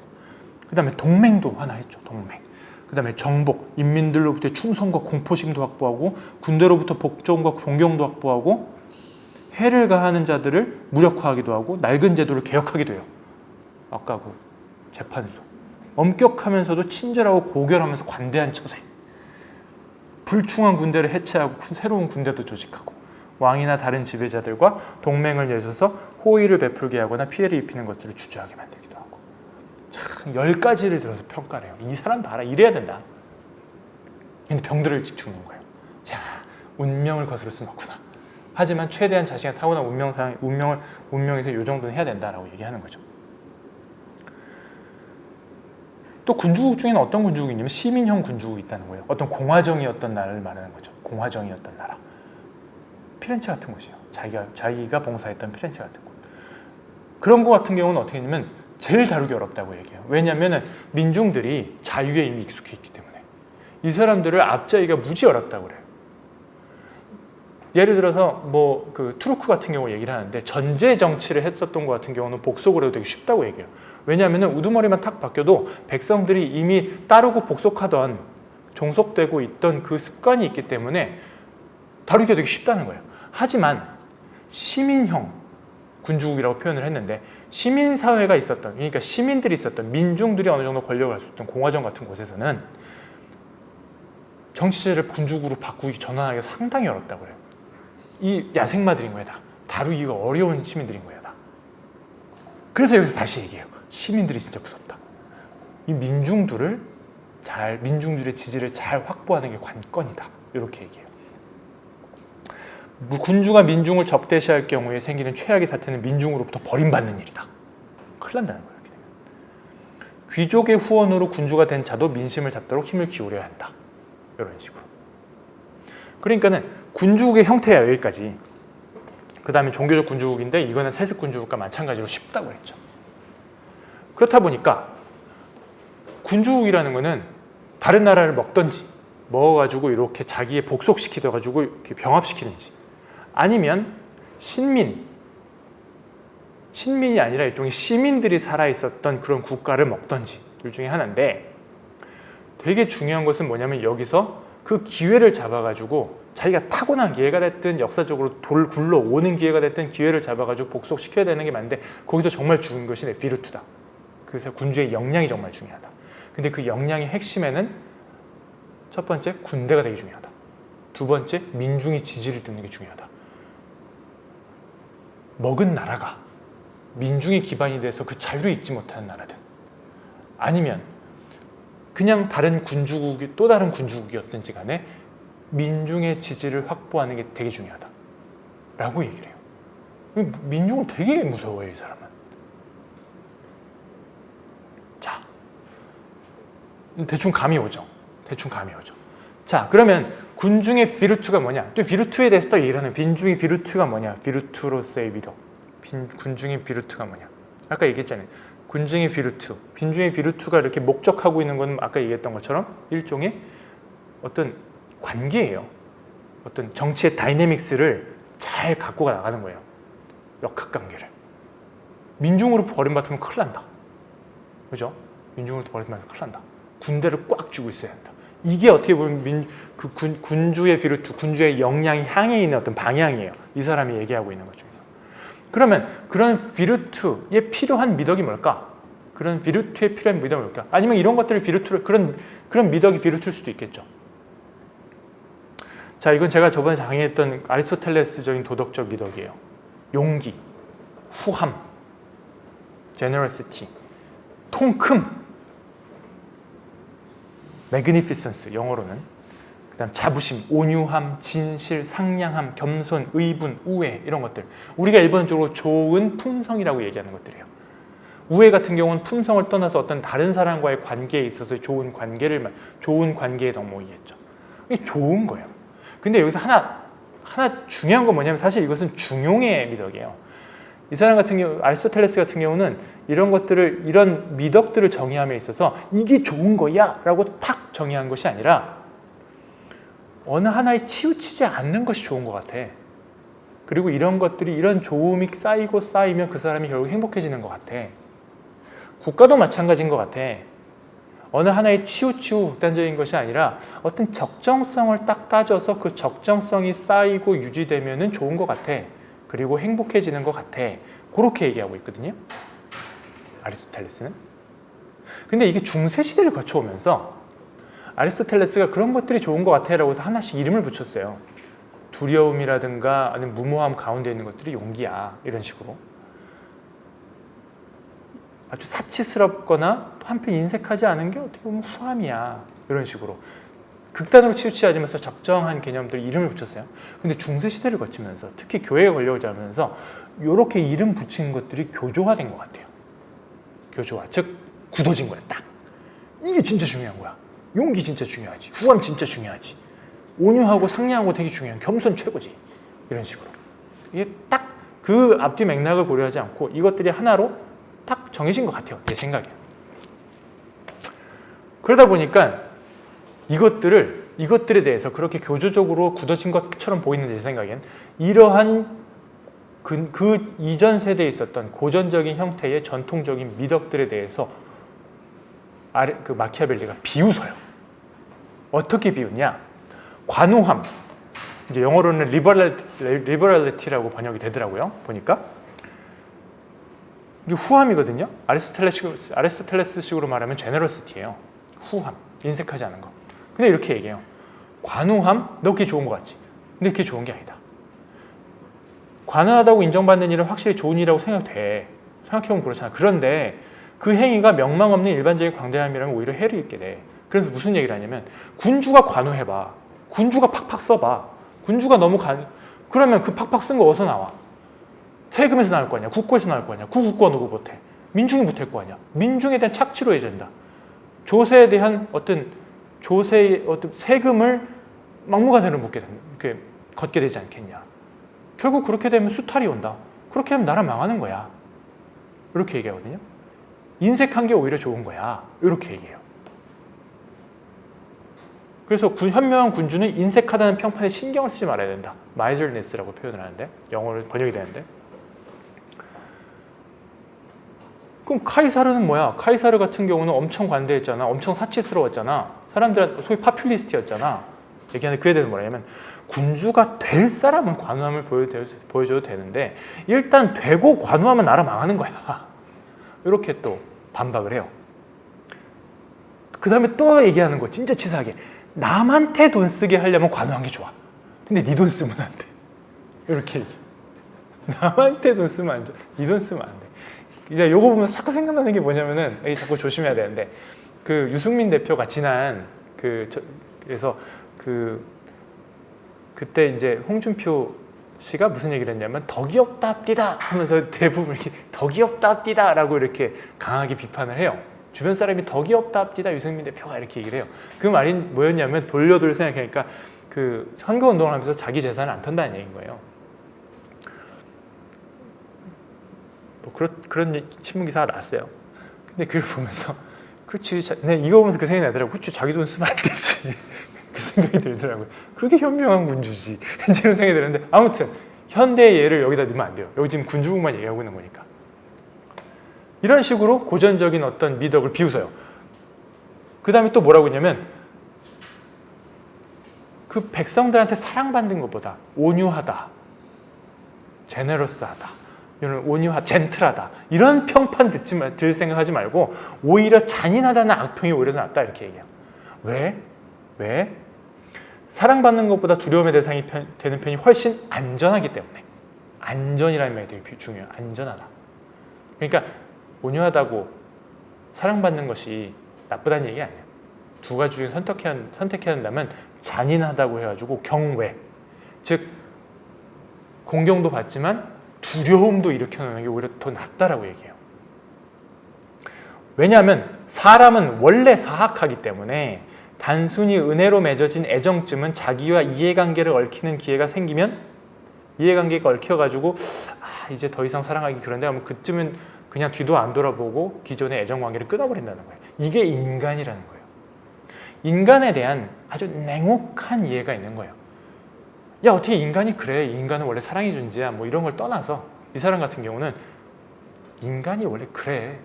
이거에 대한 가치 판단이 있는 게 아니에요. 그래서 인간이 나쁘다는 것이 아니라 인간이 원래 그렇다는 거예요. 그렇기 때문에 그런 인간을 다루려면 사랑받는 것보다 차라리 잔인한 게 더 나아. 그렇게 되는 게 네가 나중에 버림받지 않을 확률이 더 높아진다. 그런 얘기인 거예요. 군주가 그러면서 무슨 얘기를 하냐면 두려움이 대상이 되는 것과 원한을 사지 않는 일은 얼마든지 양립할 수 있어. 이렇게 얘기해요. 그러면 사람이 맨날 잔혹하게 되면 아까 얘기했잖아요. 민중을 되게 두려워한다고. 그죠? 두려워한다고. 민중은 두려워해야 된다고. 그럼 잔혹하면 어떻게 해? 그 사람들한테 계속 미움사잖아요. 그러니까 하는 말이 무슨 얘기냐면 꼭 그렇진 않아. 꼭 그렇진 않아. 이렇게 두려움의 대상이 되면 사랑받지 않고 두려움의 대상이 됨과 동시에 또 그 원한을 안 살 수 있어. 그게 뭐냐면 재산만 안 건드리면 돼. 재산만 안 건드리면 돼. 그래서 무슨 얘기를 하면 인간이라는 것들은 지 아버지 죽인 거에 대해서는 분노를 안 할지언정 자기 재산 뺏기면 분노를 한다고 얘기해요. 그러니까는 뭘 받는지 마키아벨리 같은 경우는 인간의 정말 더러운 구석들을 많이 본 거예요. 그리고 이게 인간이다라고 어느 정도 긍정하고 수긍하고 있는 거예요. 군주가 자기 시민의 재산이나 그들의 부녀자에게 손을 대지 않으면 안전하다. 아버지의 죽음을 당한 일은 곧 잊어도 자기 재산을 잊은 손해본 거에 대해서는 여간 잊지 못하므로 남의 소유물에서는 절대 손대면 안 된다. 이런 얘기가 나와요. 따라서 군주가 군대를 이끌고 또 많은 병사를 지휘하게 되었을 때도 잔인하다나 악평 이런 것쯤은 개의치 말아라. 이렇게 얘기하는 거예요. 잔인해야 된다는 거예요. 왜냐하면 민중의 관계를 봤을 때 그럼 민중으로부터 미움받고 전복되면 어떡하지? 걱정하지 마. 그들의 영린만 건드리지만 하면 돼. 이런 거죠. 그 당시에 마키아벨리가 파악했던 민중의 영린은 재산과 부녀자였던 거예요. 요새는 뭐죠? 자녀의 교육이 문제인 것 같아요. 자녀의 교육을 잘못 건드리면 끝장나요. 거기서 어떤 자신의 어떤 어떤 자괴감을 느끼게 하면 군주는 언제나 버림받을 수 있는 것 같아요. 아무튼 그 대중의 영린이 있어요. 그 당시의 영린은 오늘날의 영린은 뭘까 이런 생각이 아무튼 자꾸 현대에 적용하는 건 조심해야 되는 거예요. 영린 잘못 건드렸다 큰 화를 보는 것들. 영린 비늘이 반대로 났다는 얘기예요. 용의 비늘이 반대로 났기 때문에 건들면 아프잖아요. 영린. 그 이 당시에는 민중의 영린이 이런 거기 때문에 이런 것만 건들지 않으면 상관없어. 잔인하다는 건 상관없어. 즉 그동안 교조적으로 내려오던 이런 미덕들에 대해서 비웃는 거예요. 사실 그렇게 교조적으로 그냥 딱 받으려서 답답하게 받을 게 아니라 정신 바짝 차리고 잔인할 땐 잔인해야 되고 화낼 땐 잔인해. 공포는 공포도 중요한 거고 인색하는 것도 되게 중요한 거야. 이렇게. 민중이라는 것은 머리를 쓰다듬거나 없애버리거나 둘 중 하나를 택해야 한다. 사람은 사소한 모욕에 대해서는 보복하려고 하나 너무나 엄청난 모욕에 대해서는 감히 보복할 엄두를 못 내기 때문에 따라서 타인에게 해를 가할 때는 보복의 우려가 없도록 해야 한다. 민중을 대할 때는 이렇게 된다는 거예요. 우리 바보로 하나 막 이런 생각이 들죠. 근데 사람이 그냥 그렇다는 거예요. 원래 그런 얘기 많잖아요. 민중은 개 돼지입니다. 그 내부자들이 나오는 유명한 대사죠. 어떤 공무원이 따라했다 작살났죠. 그 맥락이 뭐냐면 민중이라는 건 인간이라는 것 자체가 상당히 감정적이라는 거예요. 그렇다면 김경희 교수 논문을 보면 조삼모사 얘기가 나와요. 조삼모사 얘기가. 그럼 인간이 원숭이야? 너 조삼모사라는 표현 알아요? 원숭이한테 아침에 3개 주고 저녁 때 4개 음식을 줬더니 도토리를 줬더니 막 난리치는 거야. 그래 그럼 낮에 4개 주고 저녁 때 3개 줄게 했더니 막 좋아한다는 거예요. 그 말이 이제 결국 똑같은데 이제 바보 같은 거를 비웃는 표현인데 이게 비웃을 게 아니라는 거예요. 민중이 우매한 것이 아니라 똑같이 뭘 하더라도 기분 좋게 해줘야 된다는 거예요. 어떤 관계를 설정함에 있어서 어떤 결과물이 똑같다고 하더라도 퍼블릭 릴레이션을 잘해야 된다는 거예요. PR을 잘해야 된다는 거예요. 그렇기 때문에 민중이라는 걸 대할 때 조심해야 된다는 거예요. 민중이라는 것은 사소한 간에 열받아가지고 난리칠 수 있다는 거예요. 그렇기 때문에 기분 안 나쁘게 잘해도 정신 바짝 차려야 된다는 거죠. 이것이 나쁘다는 얘기가 아니라 민중이 원래 그렇다는 거예요. 이런 맥락에서 뭐라고 그러냐면 정신 바짝 차리고 행동을 해야 되고, 기존에 이렇게 쭉 내려오던 그런 미덕, 그게 단 줄 알고 착하려고 하고 용기 있으려고 그러고 또 온유하려고 그러고 그런 생각하지 말고 정신 바짝 차려서 그때 필요한 행동을 하고, 민중에 대해서는 유연하게 행동을 하고, 민중에 대해서 미움을 사지 않되 동시에 공포심을 가지고 있게 하면서 자신에게 복속되도록, 자신을 따르도록, 경외감을 갖도록 유지를 해야 되는 거야. 그래야 안정이 오는 거야 라고 얘기를 해요. 그러면서 어떻게 표현을 하냐면, 옛날에 신화에서 보면 군주들은 다 누가 가르쳤냐면 반신반마의 케이론한테 교육을 받았다고 그래요. 케이론이 뭐냐면 이렇게 위에는 사람이고 아래는 말, 이렇게 걔한테 되게 이렇게 다 교육을 받았다는 거예요. 이게 괜한 상징이 있는 게 아니다. 사람은 기본적으로 짐승의 모습과 인간의 이성과 이런 것들을 다 봐가지고 입체적으로 봐야 된다는 거예요.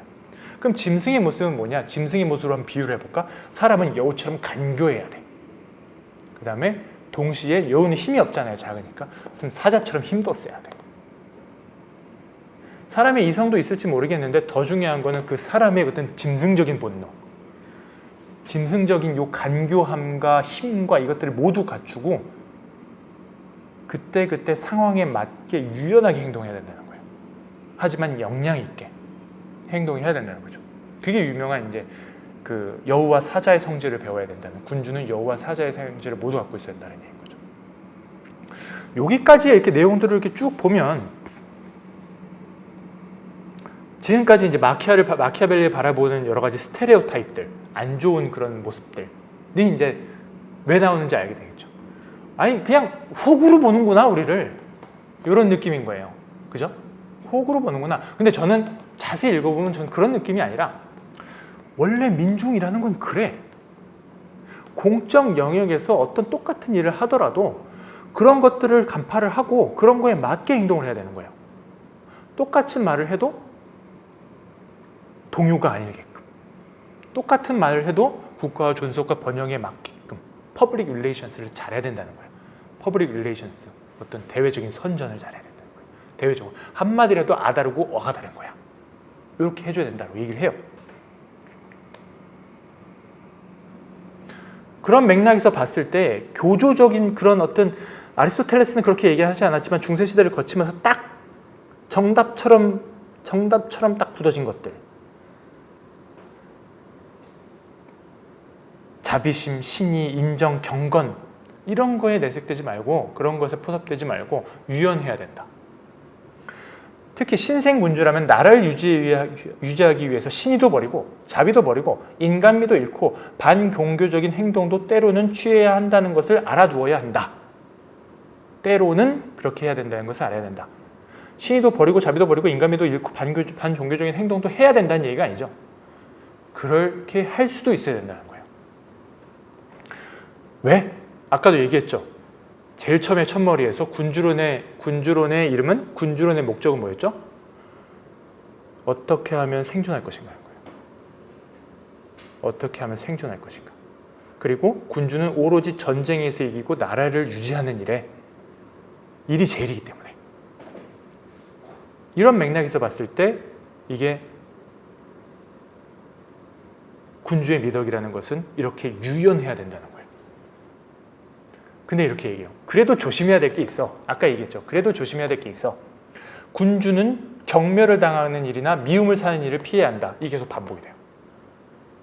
그렇게 유연하게 해야 되고 공포심도 일으키고 경외심도 일으키고. 제가 우리 딸한테 가장 되게 듣기 좋았던 말 중에 하나가 뭐냐면, 우리 어머니가, 제가 오늘 집에 딱 왔더니 애가 막 좋아해요. 제가 몇 번 혼냈거든요. 근데 우리 어머니가 저한테 그래요. 야, 네 딸내미가, 네 딸이 아빠를 엄청 무서워하면서도 좋아해. 나는 본능적으로 야, 이건 최고의, 이건 정말 최고의 찬사다라는 생각이 들었어요. 왜냐하면 나는 딸의 입장에서는, 딸의 내 자식에 대해서는 자식의 번영과 존속과 번영을 바라는 선한 군주잖아요. 부모기 때문에. 그런 군주를, 그런 선군을 두려워하면서도 좋아한다는 거야. 이게 최고의 찬사인 거야. 아무튼 민중은 그래야 돼. 그런데 요것들을 잘 써야 된다. 이건 이제 요령을 가르쳐줘요. 그때부터 근데 마키아벨리가 살았던 시대에서 마키아벨리의 요령은 뭐냐면 아까 영린을 건드리면 안 돼요. 경멸당하거나 미움받으면 안 돼. 왜냐하면 전복될 수가 있어. 마키아벨리는 민중을 엄청 두려워한다니까요.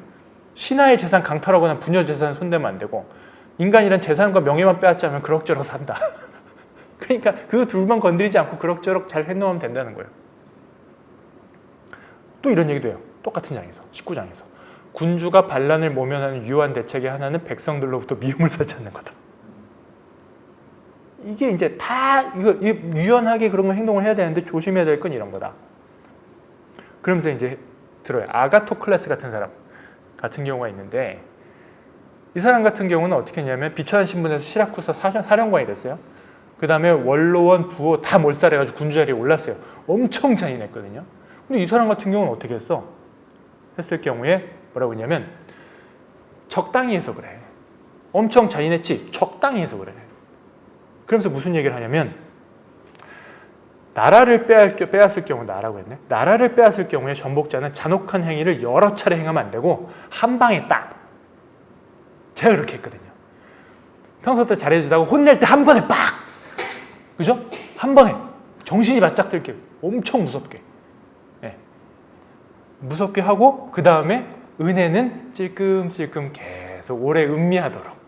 그래서 전반적인 사랑이 느껴지도록. 그러면서 혼낼 때는 무섭게 한 방에 빡! 이렇게 얘기해요. 아가스토클레스가 그랬다는 거예요. 잔인함을 사용할 때는 그렇게 해야 하는 게 요령이야. 라고 마키아벨리가 얘기를 해줘요.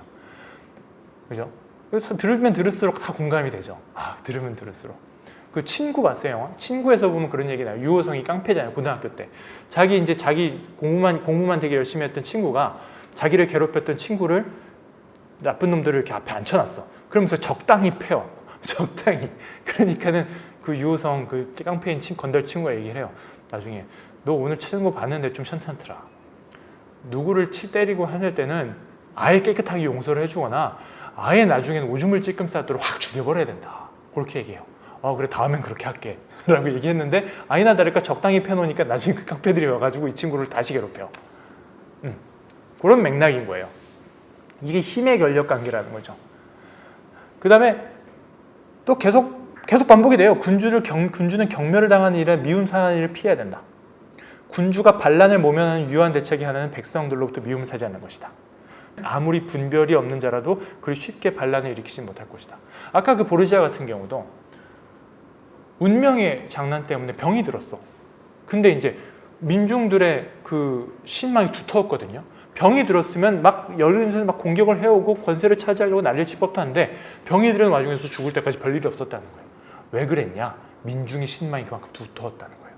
민중과 군대가 튼튼했다는 거지. 그래가지고 군주의 미덕이라는 거는 이래야 된다는 거예요. 한마디로 말해서 유연해야 된다는 거예요. 유연해야 된다. 그런 맥락이 있어서 저는 이게 아리스토텔레스가 말하고 있는 고대 그리스 철학과도 이게 그리스 철학에서 말하는 미덕과도 틀리지 않다고 봐요. 왜냐하면 아리스토텔레스도 그렇게 얘기했거든요. 사람의 미덕이라는 것은 국민윤리 배웠어요? 윤리? 아리스토텔레스 미덕. 무모함과 겁쟁이 사이에 있는 게 용기란 말이야. 그죠? 그렇게 이름을 붙인 거예요. 다. 그래서 아리스토텔레스가 말하고 있는 미덕이라는 것은 개인적인 미덕이 됐든 사회적인 미덕이 됐든 용기, 절제, 온유함 이런 것들이 딱딱딱 정답으로 있어서 이게 미덕 그런 것이 아니라 그렇게 이름을 붙여놓은 거예요. 어느 하나에 치우치지 않고 적절한 것, 그 상황에 딱 적절한 것이 미덕이다라고 얘기를 했어요. 아리스토텔레스는. 그럼 그때 필요한 것이 뭐냐? 사람의 두뇌라는 것은 사람의 영혼이라고 표현을 하는데 영혼이라는 것은 생각하는 과정이라는 건 두 가지로 나눠져 있는데 하나는 이성적인 부분, 비이성적인 부분이 있다. 그리고 이성적인 부분 중에서도 어떤 불변적이고 영원한 가치를 생각하는 것이 항상 바뀌는 것을 생각하는 어떤 그런 능수능란한 미봉책을 생각하는 그런 센스가 있다. 소위 말해서. 그리고 비이성적인 부분 같은 경우는 어떤 습관 같은 건데 이런 것들이 어떻게 식물적으로 이렇게 숨 쉬고 하는 이런 육체적인 것이 있고 어떤 품성, 몸에 익히는 품성, 선비적인 자세가 되는 그런 품성을 익히는 부분이 있다. 이렇게 얘기를 해요. 그래가지고 아리스토텔레스 가장 집중을 하는 것이 뭐냐면 두 가지인데 하나는 그런 가변적으로 막 변하는 그런 세상에 딱딱 대처하는 그런 센스. 그 다음에 두 번째는 그런 이성 복종적인 내 그런 센스에 나를 이렇게 맞춰 나가는 그런 나의 모습. 나의 그렇게 거기에 딱 그 강조를 해요. 가장 많이. 그러면서 거기서 가장 중요한 것이 뭐냐면은 실천적 지혜다. 프로네시스다라고 표현을 해요. 프로네시스다라고. 그 말인즉 뭐냐? 그때 상황에 있어서 가장 맞는 미덕이 무엇이냐라고 판단하는 능력이 사람이 있어야 된다는 거예요. 그 능력이 사람의 머릿속에서 그것이 어디에 해당되느냐? 실천적인 지혜다라고 얘기한 거예요. 프로네시스다라는 거예요. 그 프로네시스라는 것은 여기서 어떻게 행동하는 것이 맞는 거지? 라고 숙고하고 제대로 판단할 수 있는 판단 능력을 말하는 거예요. 그것이 프로네시스다라고 얘기하고 있거든요. 그 정치학과 교수님, 김홍우 교수님이 예전에 정치 철학 가르쳤던 분인데 그분하고 이제 사은회 행사를 갔는데 그분이 이제 밥 먹으면서 하셨어요. 정치학과에서 가르치지 않는 게 하나 있어. 그게 뭐냐면 폴리티컬 센스는 안 가르쳐줘 미안하지만 그 얘기를 하셨었어요. 어린 마음에 그 얘기 듣고 뭔 소리인지 몰랐는데 뇌리에 남았어요. 폴리티컬 센스는 안 가르쳐줘요. 이게 어디에 해당되는 거냐면 프로네시스에 있는 것들인데 이런 것들은 뭐에 만들어지냐면 아리스토텔레스가 딱 얘기해요. 경험이다. 경험. 그리고 그게 몸에 익으려면 습관이 돼야 되니까 계속 반복해야 되는 거예요. 이 센스는 책에도 안 나와 있고 누구도 안 가르쳐줘요. 경험을 통해서 얻는 거예요. 그래서 저는 이걸 보는 순간 무슨 생각이 들었냐면 이게 마키아벨리가 말하는 어떤 유연한 군주의 미덕과 상통하는 개념이 아니겠는가. 마키아벨리가 고전적 의미의 어떤 미덕들에 대해서 비웃고 있긴 한데 그 말인지 가만히 들여다보면 아리스토텔레스가 말하는 그런 프로네시스의 실천적인 지혜를 말하는 거랑 뭐가 다르냐. 폴리티컬 센스. 야, 너 좀 센스 있게 해봐. 너 좀 눈치 있게 해봐. 그때 딱 해야 되는 것들이 뭐였는지 한번 생각해서 잘 행동해. 잘. 그 센스. 그거랑 뭐가 다르냔 말이에요. 전 그 생각이 들더라고요. 그래서 그런 그리스 고대 철학과 그 다음에 마키아벨리가 말하는 근대 철학의 태동은 일견상통하는 것이 아니겠는가라는 생각이 들었어요. 그래서 마키아벨리도 아리스토텔레스도 똑같은 얘기예요. 참주 정체, 독재 정체를 보존하려면 이렇게 해야 된다고 해서 무슨 얘기를 하냐면 참주가 권력을 유지해야 한다는 것은 기본 원칙이고 그 밖에 다른 점에서는 왕처럼 행동하거나 왕의 역할을 훌륭하게 해내는 것처럼 보여야 된다. 공익을 생각하는 듯한 인상을 줘야 된다. 대중을 화나게 할 그런 선물들에게 공금을 흥청망청 지출해서는 안 된다. 민중들 눈치 봐야 된다고 똑같이 얘기를 하고 있어요. 참주는 묵뚝뚝하지 않고 근엄해 보여야 하며 그를 만나는 사람들이 두려움이 아니라 경외감을 느끼게 해야 된다. 마키아벨리가 얘기한 거랑 똑같은 얘기를 하고 있어요. 아리스토텔레스가 대단한 사람인 거예요. 제가 볼 적엔. 괜히 알렉산더 대왕의 선생이 아니야. 이 사람이. 그런 맥락에 있어서 저는 아리스토텔레스는 뭔가 더 큰 그림을 그린 것 같아요. 큰 그림을. 그런데 이제 마키아벨리 같은 경우는 거기서 이제 강론들을 얘기하고 있는 거죠. 강론들을. 그 중에 강론은 이탈리아, 이제 15세기 이탈리아에 있어서 어떻게 생존할 것인가를 마키아벨리 얘기를 하고 있는 거예요. 이 얘기를 레오 스트라우스로 얘기를 하고 있더라고요. 레오 스트라우스가 유명한 정치학 사상가가 있는데 그 사람이 그 History of Political Philosophy라는 그 책에서 마키아벨리에 대해서 언급을 하면서 마키아벨리, 근대사상가, 마키아벨리를 포함해서 근대사상가로 가면서 하는 작업들은 뭐냐면은 기존에 이미 만들어왔던 여러 큰 포괄적인 어떤 사상들을 좀 더 구체화시켜 나간다. 하나하나 강론을 잡고 그렇게 얘기를 해요. 자, 군주의 역량이라는 거 이런 거예요. 역량이라는 거는 포르투나, 운명의 기회를 잡고 그런 거에 잘 타는 것도 역량이고 그 다음에 이런 역량 속에서 민중의 배신을 받지 않고 계속 유연하게 자신을 처신하는 것. 그땐 지혜가 필요하겠죠. 여기서는 마키아벨리는 상징적으로만 얘기하는데 아리스토텔레스의 말로 보충을 하자면 경험을 가지고 경험과 연륜을 가지고 영민하게 행동해야 되는 거예요. 그게 어떻게 보면은 군주가 가져야 할 역량이라는 거예요. 생존의 필수 덕목이라는 거죠. 그래가지고 아까 얘기했던 것처럼 마키아벨리는 군주란 기반을 세워야 된다. 기반. 펀다멘토. 영어로는 파운데이션. 기반을 세워야 된다. 그럼 기반이 뭐냐라고 얘기했을 때 두 가지를 얘기하는 거예요. 백성과 군대다. 그리고 귀족을 잘 통제해야 된다는 거예요.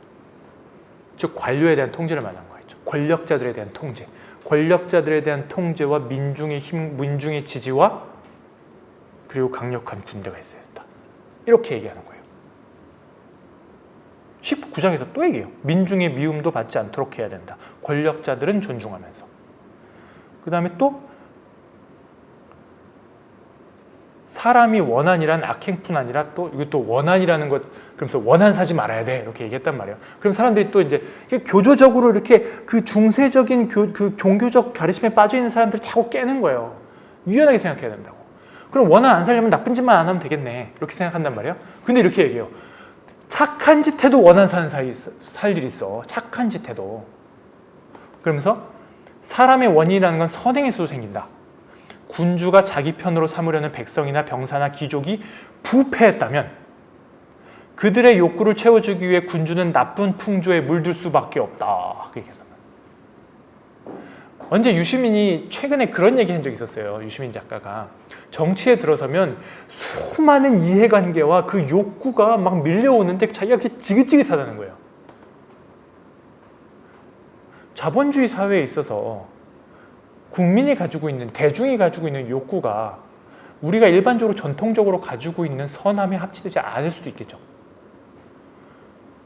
더 좋은 일에 쓸 수 있고 더 복지의 혜택을 할 수 있는데 국민들 같은 경우는 예를 들어서 내 땅값을 올려주기 위해서 옆에 다리가 하나 지어주는 것에 더 열광할 수 있어요.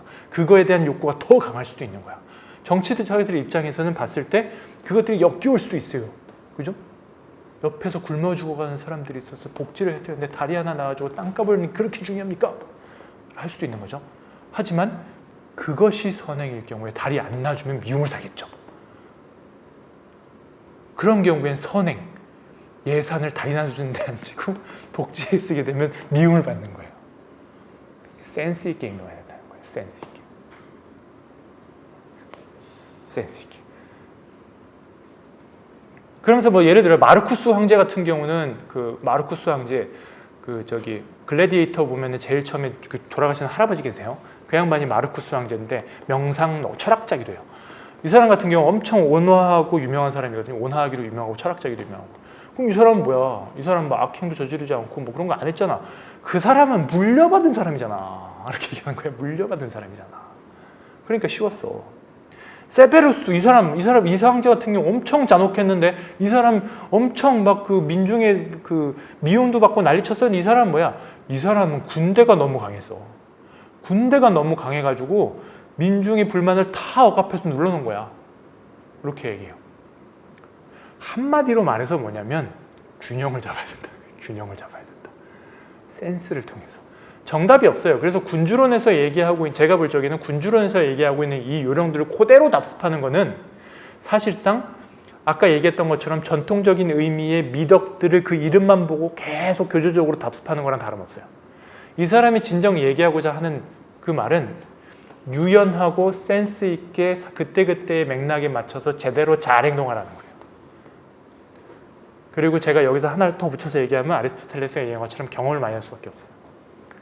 타고나고 경험을 많이 하고 그리고 그렇게 숙고해가지고 그때그때 지혜롭게 행동해야 되는 거예요.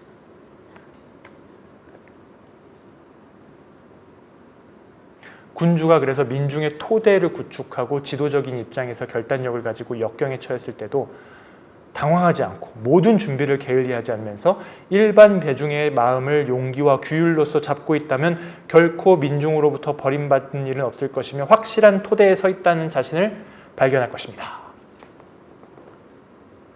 이런 맥락에서 이 사람은 당시 상황에서는 민중에 대한 지지, 귀족들에 대한 권력제들에 대한 통제, 강력한 군대, 그리고 이런 것들을 만들기 위한 강력한 의지와 역량, 유연성, 기민함이 필요하다고 얘기를 하고 있는 거예요. 그러면서 또 하나의 요령을 얘기해요. 하나의 요령은 뭐냐면 그럼 민중한테 그러면 미움 안 사는 건 오케이. 그럼 존경받으려면 어떻게 해야 돼? 존경받으려면 적극적으로 존경받으려면 대규모 사업을 벌이라고 얘기해요. 이 사람들이 딴 생각 못하도록 정신없이 만들어야 된다 얘기해요. 첫 번째가 뭐냐면 전쟁을 자꾸 일으키라고. 전쟁 막 일으키라는 얘기는 아니겠죠. 전쟁을 봉건 제후들이 전쟁만 생각하고 국내의 개혁 문제는 생각하지 않도록 했다. 국내 정치에서 위대함을 나타내는 보기 드문 실례를 제시해 주는 것도 큰 도움이 된다. 그 다음에 또 하나 얘기하면 뭐야 얘기하면 이건 좀 저도 이해가 안 되는데 어디까지 자기 편이고 어디까지 적이라는 것에 대해서 확실하게 결단을 내려줘가지고 국민들에게 딱 인식을 시켜줘야 된다. 이 말은 뭐냐면은 그렇게 어떤 대외적인 관계에 있어서 주적과 주적이 아닌가? 약간 좀 아리까리한 부분에 있어서는 자신의 입장을 분명히 해야 된다는 거예요. 그렇게 했을 경우에는 오히려 더 외교적으로 득이 크다라고 얘기해요. 반론이 있을 수 있겠죠. 하지만 이렇게 딱 했을 경우에 든든함이 있다는 거죠. 그래야 존경을 받는다는 거예요. 군주는 또 실력이 있는 자는 아끼고 한 가지 재주에 뛰어난 자를 칭찬할 줄 알아야 한다. 논공 행사를 잘해야 된다는 거예요. 칭찬도 해주고 벌도 주고 그러면서 어떤 국가 번영을 꾀해야 된다는 거예요. 어떤 장점들을 잘 일으켜가지고 막 확대 재생산해가지고 일으켜줘야 된다는 거예요. 또 축제나 모임을 가져서 민중을 이에 몰두시켜야 한다. 3S 그죠? 섹스, 스크린, 스포츠 이런 식으로 이런 것처럼 몰두시켜야 된다. 이런 것들이 요령이야 라고 얘기를 해요. 자, 하지만 이건 강론이죠. 이건 하나는 예예요. 요령이에요. 그 당시에 마키아벨리가 가지고 있던 어떤 요령들에 대해서 당시 메디치가 바치면서 내 생각에 봤을 때 이 지금 상황에서는 이런 거 하면은 민중들이 좋아합니다. 민중들이 좋아합니다. 지지를 확실하게 얻을 수 있습니다. 이렇게 얘기하는 거죠. 그 다음에 측근 관리. 아부 떠는 사람 많은데 이 사람 되게 중요하다. 왜냐하면 군주가 자기 판단을 얻기 위해서는 측근에서 딱 제대로 된 조언을 받아야 하는데 아첨하냐고 이상한 얘기 할 수 있잖아요. 그럼 이런 사람들 가려내야 된단 말이에요. 그럼 이거에 대해서 어떻게 요령을 하느냐? 말 못하게 하면 안 된다는 거예요. 실수하거나 말 잘못해가지고 벌하지 이 사람은 무슨 말을 하더라도 이 군주는 벌하지 않는다라는 평판이 있어야 되는 거예요. 그렇다고 아무 말이나 하게 되면은 하도록 내버려 두게 되면은 어떻게 돼요? 경외감이 떨어지겠죠. 존경하고 두려워하는 마음이 떨어지겠죠. 그러니까 그 줄타기를 잘해야 된다는 거예요. 그 한 가지 요령이 뭐냐라고 얘기하게 되면 이 사람이 그 요령은 뭐냐면 듣고 싶은 사람에게만 말을 듣는 거예요. 아무나 얘기하는 것이 아니라 너 얘기해봐 라고 했을 때 이 사람이 자유롭게 얘기하게 한다는 거예요. 그리고 그 사람이 얘기했을 때 이 사람의 말에 듣는 것이 아니라 그냥 따르는 것이 아니라 듣고 스스로 판단을 숙고를 해가지고 내가 판단을 한다는 거예요. 그러니까 요령은 뭐냐면 내가 이 사람한테 말을 하게 한다. 자유롭게. 그리고 이 사람의 말을 했을 때 이 사람의 말을 듣고 판단은 내가 한다. 그리고 내가 판단했을 때는 반드시 실천한다. 오, 저 사람이 그냥 듣는 것이 아니구나 라고 판단하게끔. 이것이 아첨꾼들을 떨쳐내는 방법이라는 거예요. 그리고 이런 상황이 됐을 때 또 하나의 또 요령, 군주의 군대. 아까 얘기했잖아요. 군주의 역량의 토대는 군주의 역량이 집중하게 되는 군주의 토대를 만드는 파운데이션을 만드는 역량은 어디 집중돼야 된다? 민중과 군대와 그리고 귀족의 통제. 아첨꾼 얘기하면서 귀족의 통제는 이런 식으로 요령을 얘기하고 민중에 대해서는 미움받지 않는 방법, 그 다음에 존경을 또 적극적으로 받는 방법, 그 다음에 군대 얘기를 해요. 자력으로 군대를 가져야 된다는 얘기예요. 자력으로 군대를 가져야 된다. 그러니까 마키아벨리는 당시 상황에 있어서 막 프랑스 군대, 스페인 군대, 영국 군대 막 쳐들어오고 서로 같이 용병 쓰고 그러니까 같이 협작하고 또 용병도 막 쓰고 이런 게 지긋지긋했던 것 같아요. 그러니까 뭐라고 얘기하냐면 군대의 종류에는 다음 또 있나? 있네. 군대의 종류에는 본국 군대, 자국군이 있고 용병이 있고 외국군이 있고 그다음에 같이 이렇게 다 합해놓은 혼성군이 있다 이렇게 얘기해요. 그런데 여기서 제일 나쁜 거는 외국군이다 이렇게 얘기해요.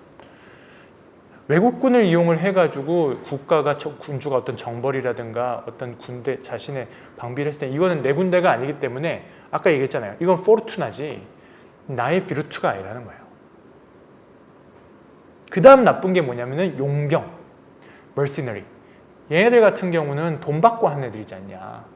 언제나 와해되고 자기 이익이 무너지면 언제나 배신하고, 이건 나의 토대가 될 수가 없다. 혼성군도 마찬가지다. 그럼 제일 좋은 게 뭐냐? 국민군이라는 거예요. 국민군, 자국군, 내 나라. 평소 때는 일을 하다가, 평소 때는 자신의 어떤 일상생활을 하다가 소집이 되면 언제나 와가지고 자신을 지켜주고 나라를 지킬 수 있는 군대 다라고 얘기하는 거예요. 그 군대가 있어야 된다. 그거 알아요? 요새도 용병을 많이 써요. 용병, 제가 군대에 있어서 이제 이 부분을 연구를 한 적이 있었는데, 그 프랑스 용병은 원래 유명하고요. 요새는 미국 용병이 되게 유명해요. 그 용병은 기업이에요. 블랙워터스라는 유명한 용병이 있어요. 그럼 얘네들이 어디에 되냐? 미국 자국군을 발용하진 않아요. 외국에 가서 작전을 해요. 그래서 중동, 이라크 이런 쪽에 블랙워터스가 많이 갔어요. 다 이제 그 정규군 출신들이에요. 그리고 그 해적 있잖아요. 해적, 소말리아 해적 이런 애들을 지금 민간인이기 때문에 민간이기 때문에 자국군들이 이걸 어떻게 할 수가 없어요. 왜냐하면 국제전쟁법상, 국제법상 허용이 안 돼요. 그러니까 민간이기 때문에 민간 시큐리티가 필요한 거예요. 보안 요원이. 그러니까 그들을 용병이 많이 가요. 이런 식으로 용병.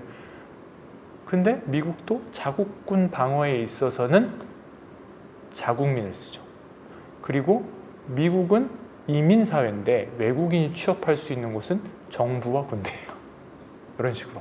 물론 다시 말하지만 군주론을 현대에 그대로 적용할 수는 없어요. 그렇기 때문에 그렇다라는 거. 자, 이제 정리가 되죠. 마키아벨리즘이라 하면은 사람들이 많이 오해를 하는 것이 뭐냐면 그 권모술수, 수단과 방법을 가리지 않고 목적을 행동하는 어떤 개인의 간략, 간악함, 이런 것들을 마키아벨리즘이다라고 얘기를 하는데, 마키아벨리를 보면 그러한 스테레오타입이 형성하게 된 근거가 된 군주론을 보면 마키아벨리는 개인의 비루트, 개인의 어떤 그런 모습을 보여주다기보다는 개인이 어떤 군주가 만들어낸 군주국의 생존과, 즉 존속과 번영에 대해서 고민을 해요. 당시의 시대 상황에 맞춰서. 그리고 그 시대 상황에 맞춰서 이 사람이 결론 내리는 건 뭐냐면, 운명은 이게 어떻게 할 수가 없다. 하지만 운명은 이거 안 된다. 운을 버는 수밖에 없다. 그런데 여기서 또 중요한 것은, 그렇기 때문에 운명이 반이라면 반은 사람의 역량이다. 비루트다. 이렇게 얘기해요. 그럼 그 비루트가 목적하는 것은 뭐냐? 비루트가 목적해야 되는 것은 국가의 존속과 번영을 위한 방책들인데, 그 방책들은 아까도 얘기했던 것처럼 토대, 군주국의 존속과 번영을 위해서 막 다른 데 휘둘리지 않는 나라, 휘둘리지 않는 최근에 유행하던데, 휘둘리지 않는 나라가 되기 위한 토대가 되기 위해서는 세 가지가 필요하다. 민중이 필요하고, 군대가 필요하고, 그 다음에 잘 통제된 권력자들, 통제자들에 대한 잘 통제가 필요하다. 이렇게 얘기해요. 근데 저는 이것도 그때 상황에 맞춰서 얘기하는 것 같아요. 이걸 조금 더 일반화시키면 힘의 권력의 분산과 권력의 어떤 균형, 힘의 균형을 아주 영민하고 면밀하게 해야 된다. 그리고 이런 것들을 하기 위해서는 군주가 정신 바짝 차려야 된다는 거죠. 아무도 안 가르쳐 준다는 거예요. 한마디로. 예전에 중세시대에서 쭉 내려왔던 이런 것들, 그것들은 이름이지. 군주의 미덕은 그때 잔혹한 게 됐든 미움이 됐든 미움을 받든지 간에 완전히 경멸의 재산을 건드려가지고 경멸의 대상에서 반란이 일을 정도만 아니면 온갖 수단과 방법을 아주 유연하게 사용해야 된다는 거죠. 그것이 바로 사람의 비루트다 라고 얘기를 하는 거예요. 이렇게 딱 놓고 보면 군주 개인의 야욕, 의욕만 얘기하는 게 아닌 거예요. 생존을 얘기하고 있는 거예요. 생존을 얘기하고 있는 거고, 생존에 있어서는 균형이 되게 중요해요. 균형 감각, 센스가 무지 중요하다는 거죠. 그리고 그 센스에 있어서는 절대 혼자 못해요. 절대 혼자 못하기 때문에 자신을 둘러싸고 있는 이 모든 지형지물과 사람들의 다이내믹스, 역학관계를 잘 잡아가지고 균형을 맞춰야 되는 거예요. 그 공적 영역에서 이 사적 영역을 얘기하고 있는 것이 아니라 이 변화무쌍한 그 공적 영역에서 그 균형점을 딱 잡기 위해서 군주가 정신 바짝 차려야 된다는 거예요. 그런 맥락에서 김경희 교수님 같은 경우는 공존의 정치학이라고 얘기를 하더라고요. 공존의 정치학.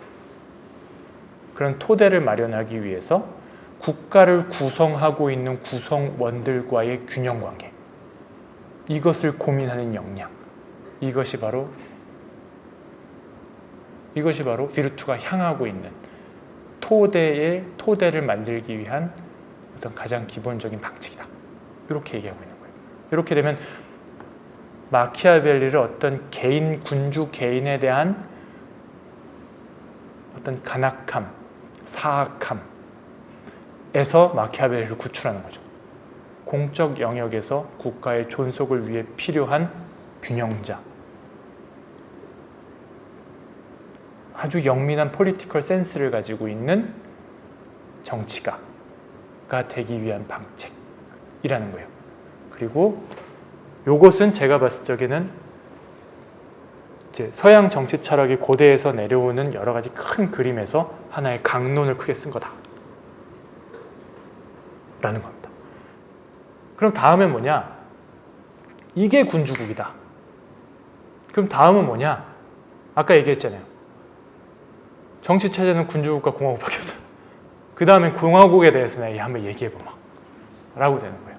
군주국의 생존을 얘기했다면 공화국에 대해서는 아리스토텔레스가 맡은 또 다른 강론, 즉 어떻게 국가가 구성되어야 하느냐. 아리스토텔레스 이미 얘기했어요. 혼합정치, 폴리티, 공화정에 대해서. 지금까지는 어떻게 살아남을 것이냐에 대해서 군주국에 대해서 얘기했다면 어떻게 번영할 것이냐, 어떻게 이상적으로 만들어질 것이냐에 대해서 공화국에 대해서 얘기했다는 거죠. 그것이 바로 다음 로마서 논건 거예요. 이상입니다. 네. 교황이 1559년에 교황이 금서 목록이 됐대요. 그러니까 탈고를 1513년에 하고 출판은 32년도에 했는데 1559년에 교황이 금서 목록이 됐으니까 상당히 그 이후에 된 거죠.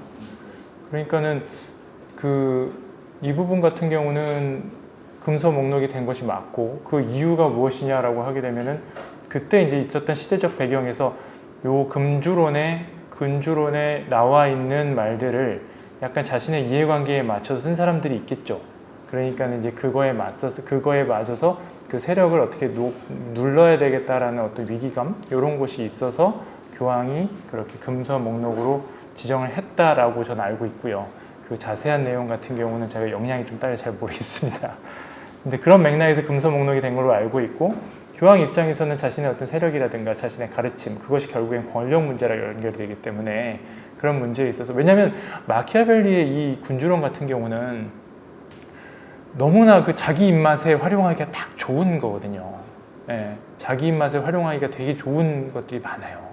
그렇기 때문에 그때도 분명히 이것들을 어떤 자주 독립의 문제라든가 아니면은 그 군주들에 대한 어떤 비난용이라든가 이런 걸로 딱 재단에서 사용하기가 되게 좋은 책이거든요.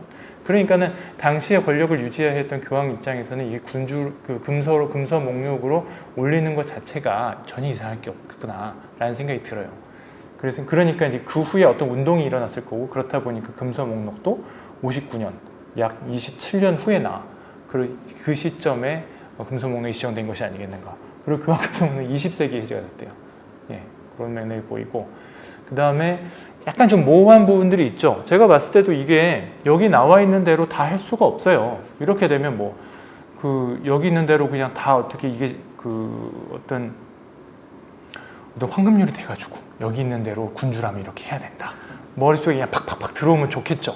근데 저는 그렇게 읽을 수는 없다고 봐요. 왜냐하면 시대의 배경이 있고 이 사람 나름대로 생각하기에 이것들이 다 요령인 거예요.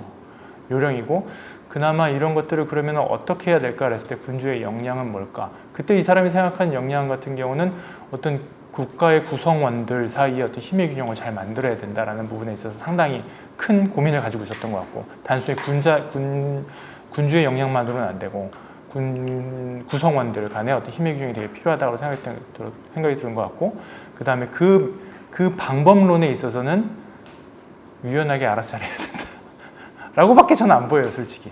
뭐 여러 가지 뭐 잔혹해야 되고 경외감을 줘야 되고 맞죠. 이런 것들이 어떤 인사이트를 줘요 사실. 제가 아까 얘기했던 것처럼 오늘날에도 인사이트를 줘요. 이런 것들은 참고를 해야죠 당연히. 참고를 해야 되는데 이런 부분에 있어서는 정해진 건 없어요. 제가 볼 적엔. 이런 것들에 있어서는 그 여러 가지 사례들을 보면서 요렇게 요거는 참고를 해야 되겠구나. 공포를 줘야겠구나. 하지만 미움은 사지 말아야겠구나. 미움을 안 사려면 재산은 건들지 말아야겠구나. 영리는 건들지 말아야겠구나. 요런 요령들. 시대적 요령들이죠. 요즘에도 통하나? 제가 아까 말씀드린 것처럼 꼭 그렇지는 않아요. 우리나라 같은 경우는 몇 개 더 있는 것 같아요. 교육, 부동산 막 이런 거 건들면 안 돼요. 그런 것처럼 그런 센스, 그런 정치적 폴리티컬 센스는 잘 발휘해야 된다는 거. 그 다음에 이제 군주론을 인용을 하면서 면접할 때 인용을 할 때 뭐 쌈딱이 될 수 있겠습니까? 해서 어떤 거를 인용했을까 싶긴 한데 저라면 그런 맥락에서 그렇게 대답했을 것 같아요. 말하는 어떤 덕 그러니까는 중용, 미덕, 인간의 미덕 이런 부분에 있어서 가장 중요한 게 프로네시스거든요. 실천, 지혜. 이 지혜는 아리스토텔이 딱 얘기했어요. 이거는 군주론에서 이거를 제대로 밝히지 않고 있기 때문에 어떤 미덕의 유연함에 대해서 어떻게 그것을 쌓는지 제대로 얘기를 안 하고 있으니까 그냥 아리스토텔레스의 생각하고 이게 병존할 수 있다는 생각이 들어서 하는 얘기예요. 이걸로 보충되지 않을까라고 제 생각인 거예요. 그게 뭐냐면 아리스토텔은 딱 얘기해요. 센스 있게 행동하려면 어떻게 하냐? 실천적 지혜가 있었는데 실천적 지혜는 어떻게 있어야 되냐? 경험밖에 없다. 이게 경험밖에 없다. 쌈딱이 될 수 있겠습니까? 라고 하면 내 경험을 막 푸는 거야. 나는 그거에 있어서 뼈가 굵습니다. 참 뼈가 굵습니다. 제가 이러이러한 경우는 이런 것도 있었고 저는 그걸 증명해 보이는 거죠. 저라면 그 생각 그렇게 대답하지 않을까. 가장 신뢰가는 게 쌓았던 경험을 얘기하는 거야. 내 그 잔뼈가 굵은 나의 모습을 과시하는 거지. 제 생각에는 그렇게 얘기하는 게 이게 아리스토텔레스가 군주론을 통해서 주던 교훈이니까라는 생각이 듭니다. 예, 이상입니다. 네, 감사합니다.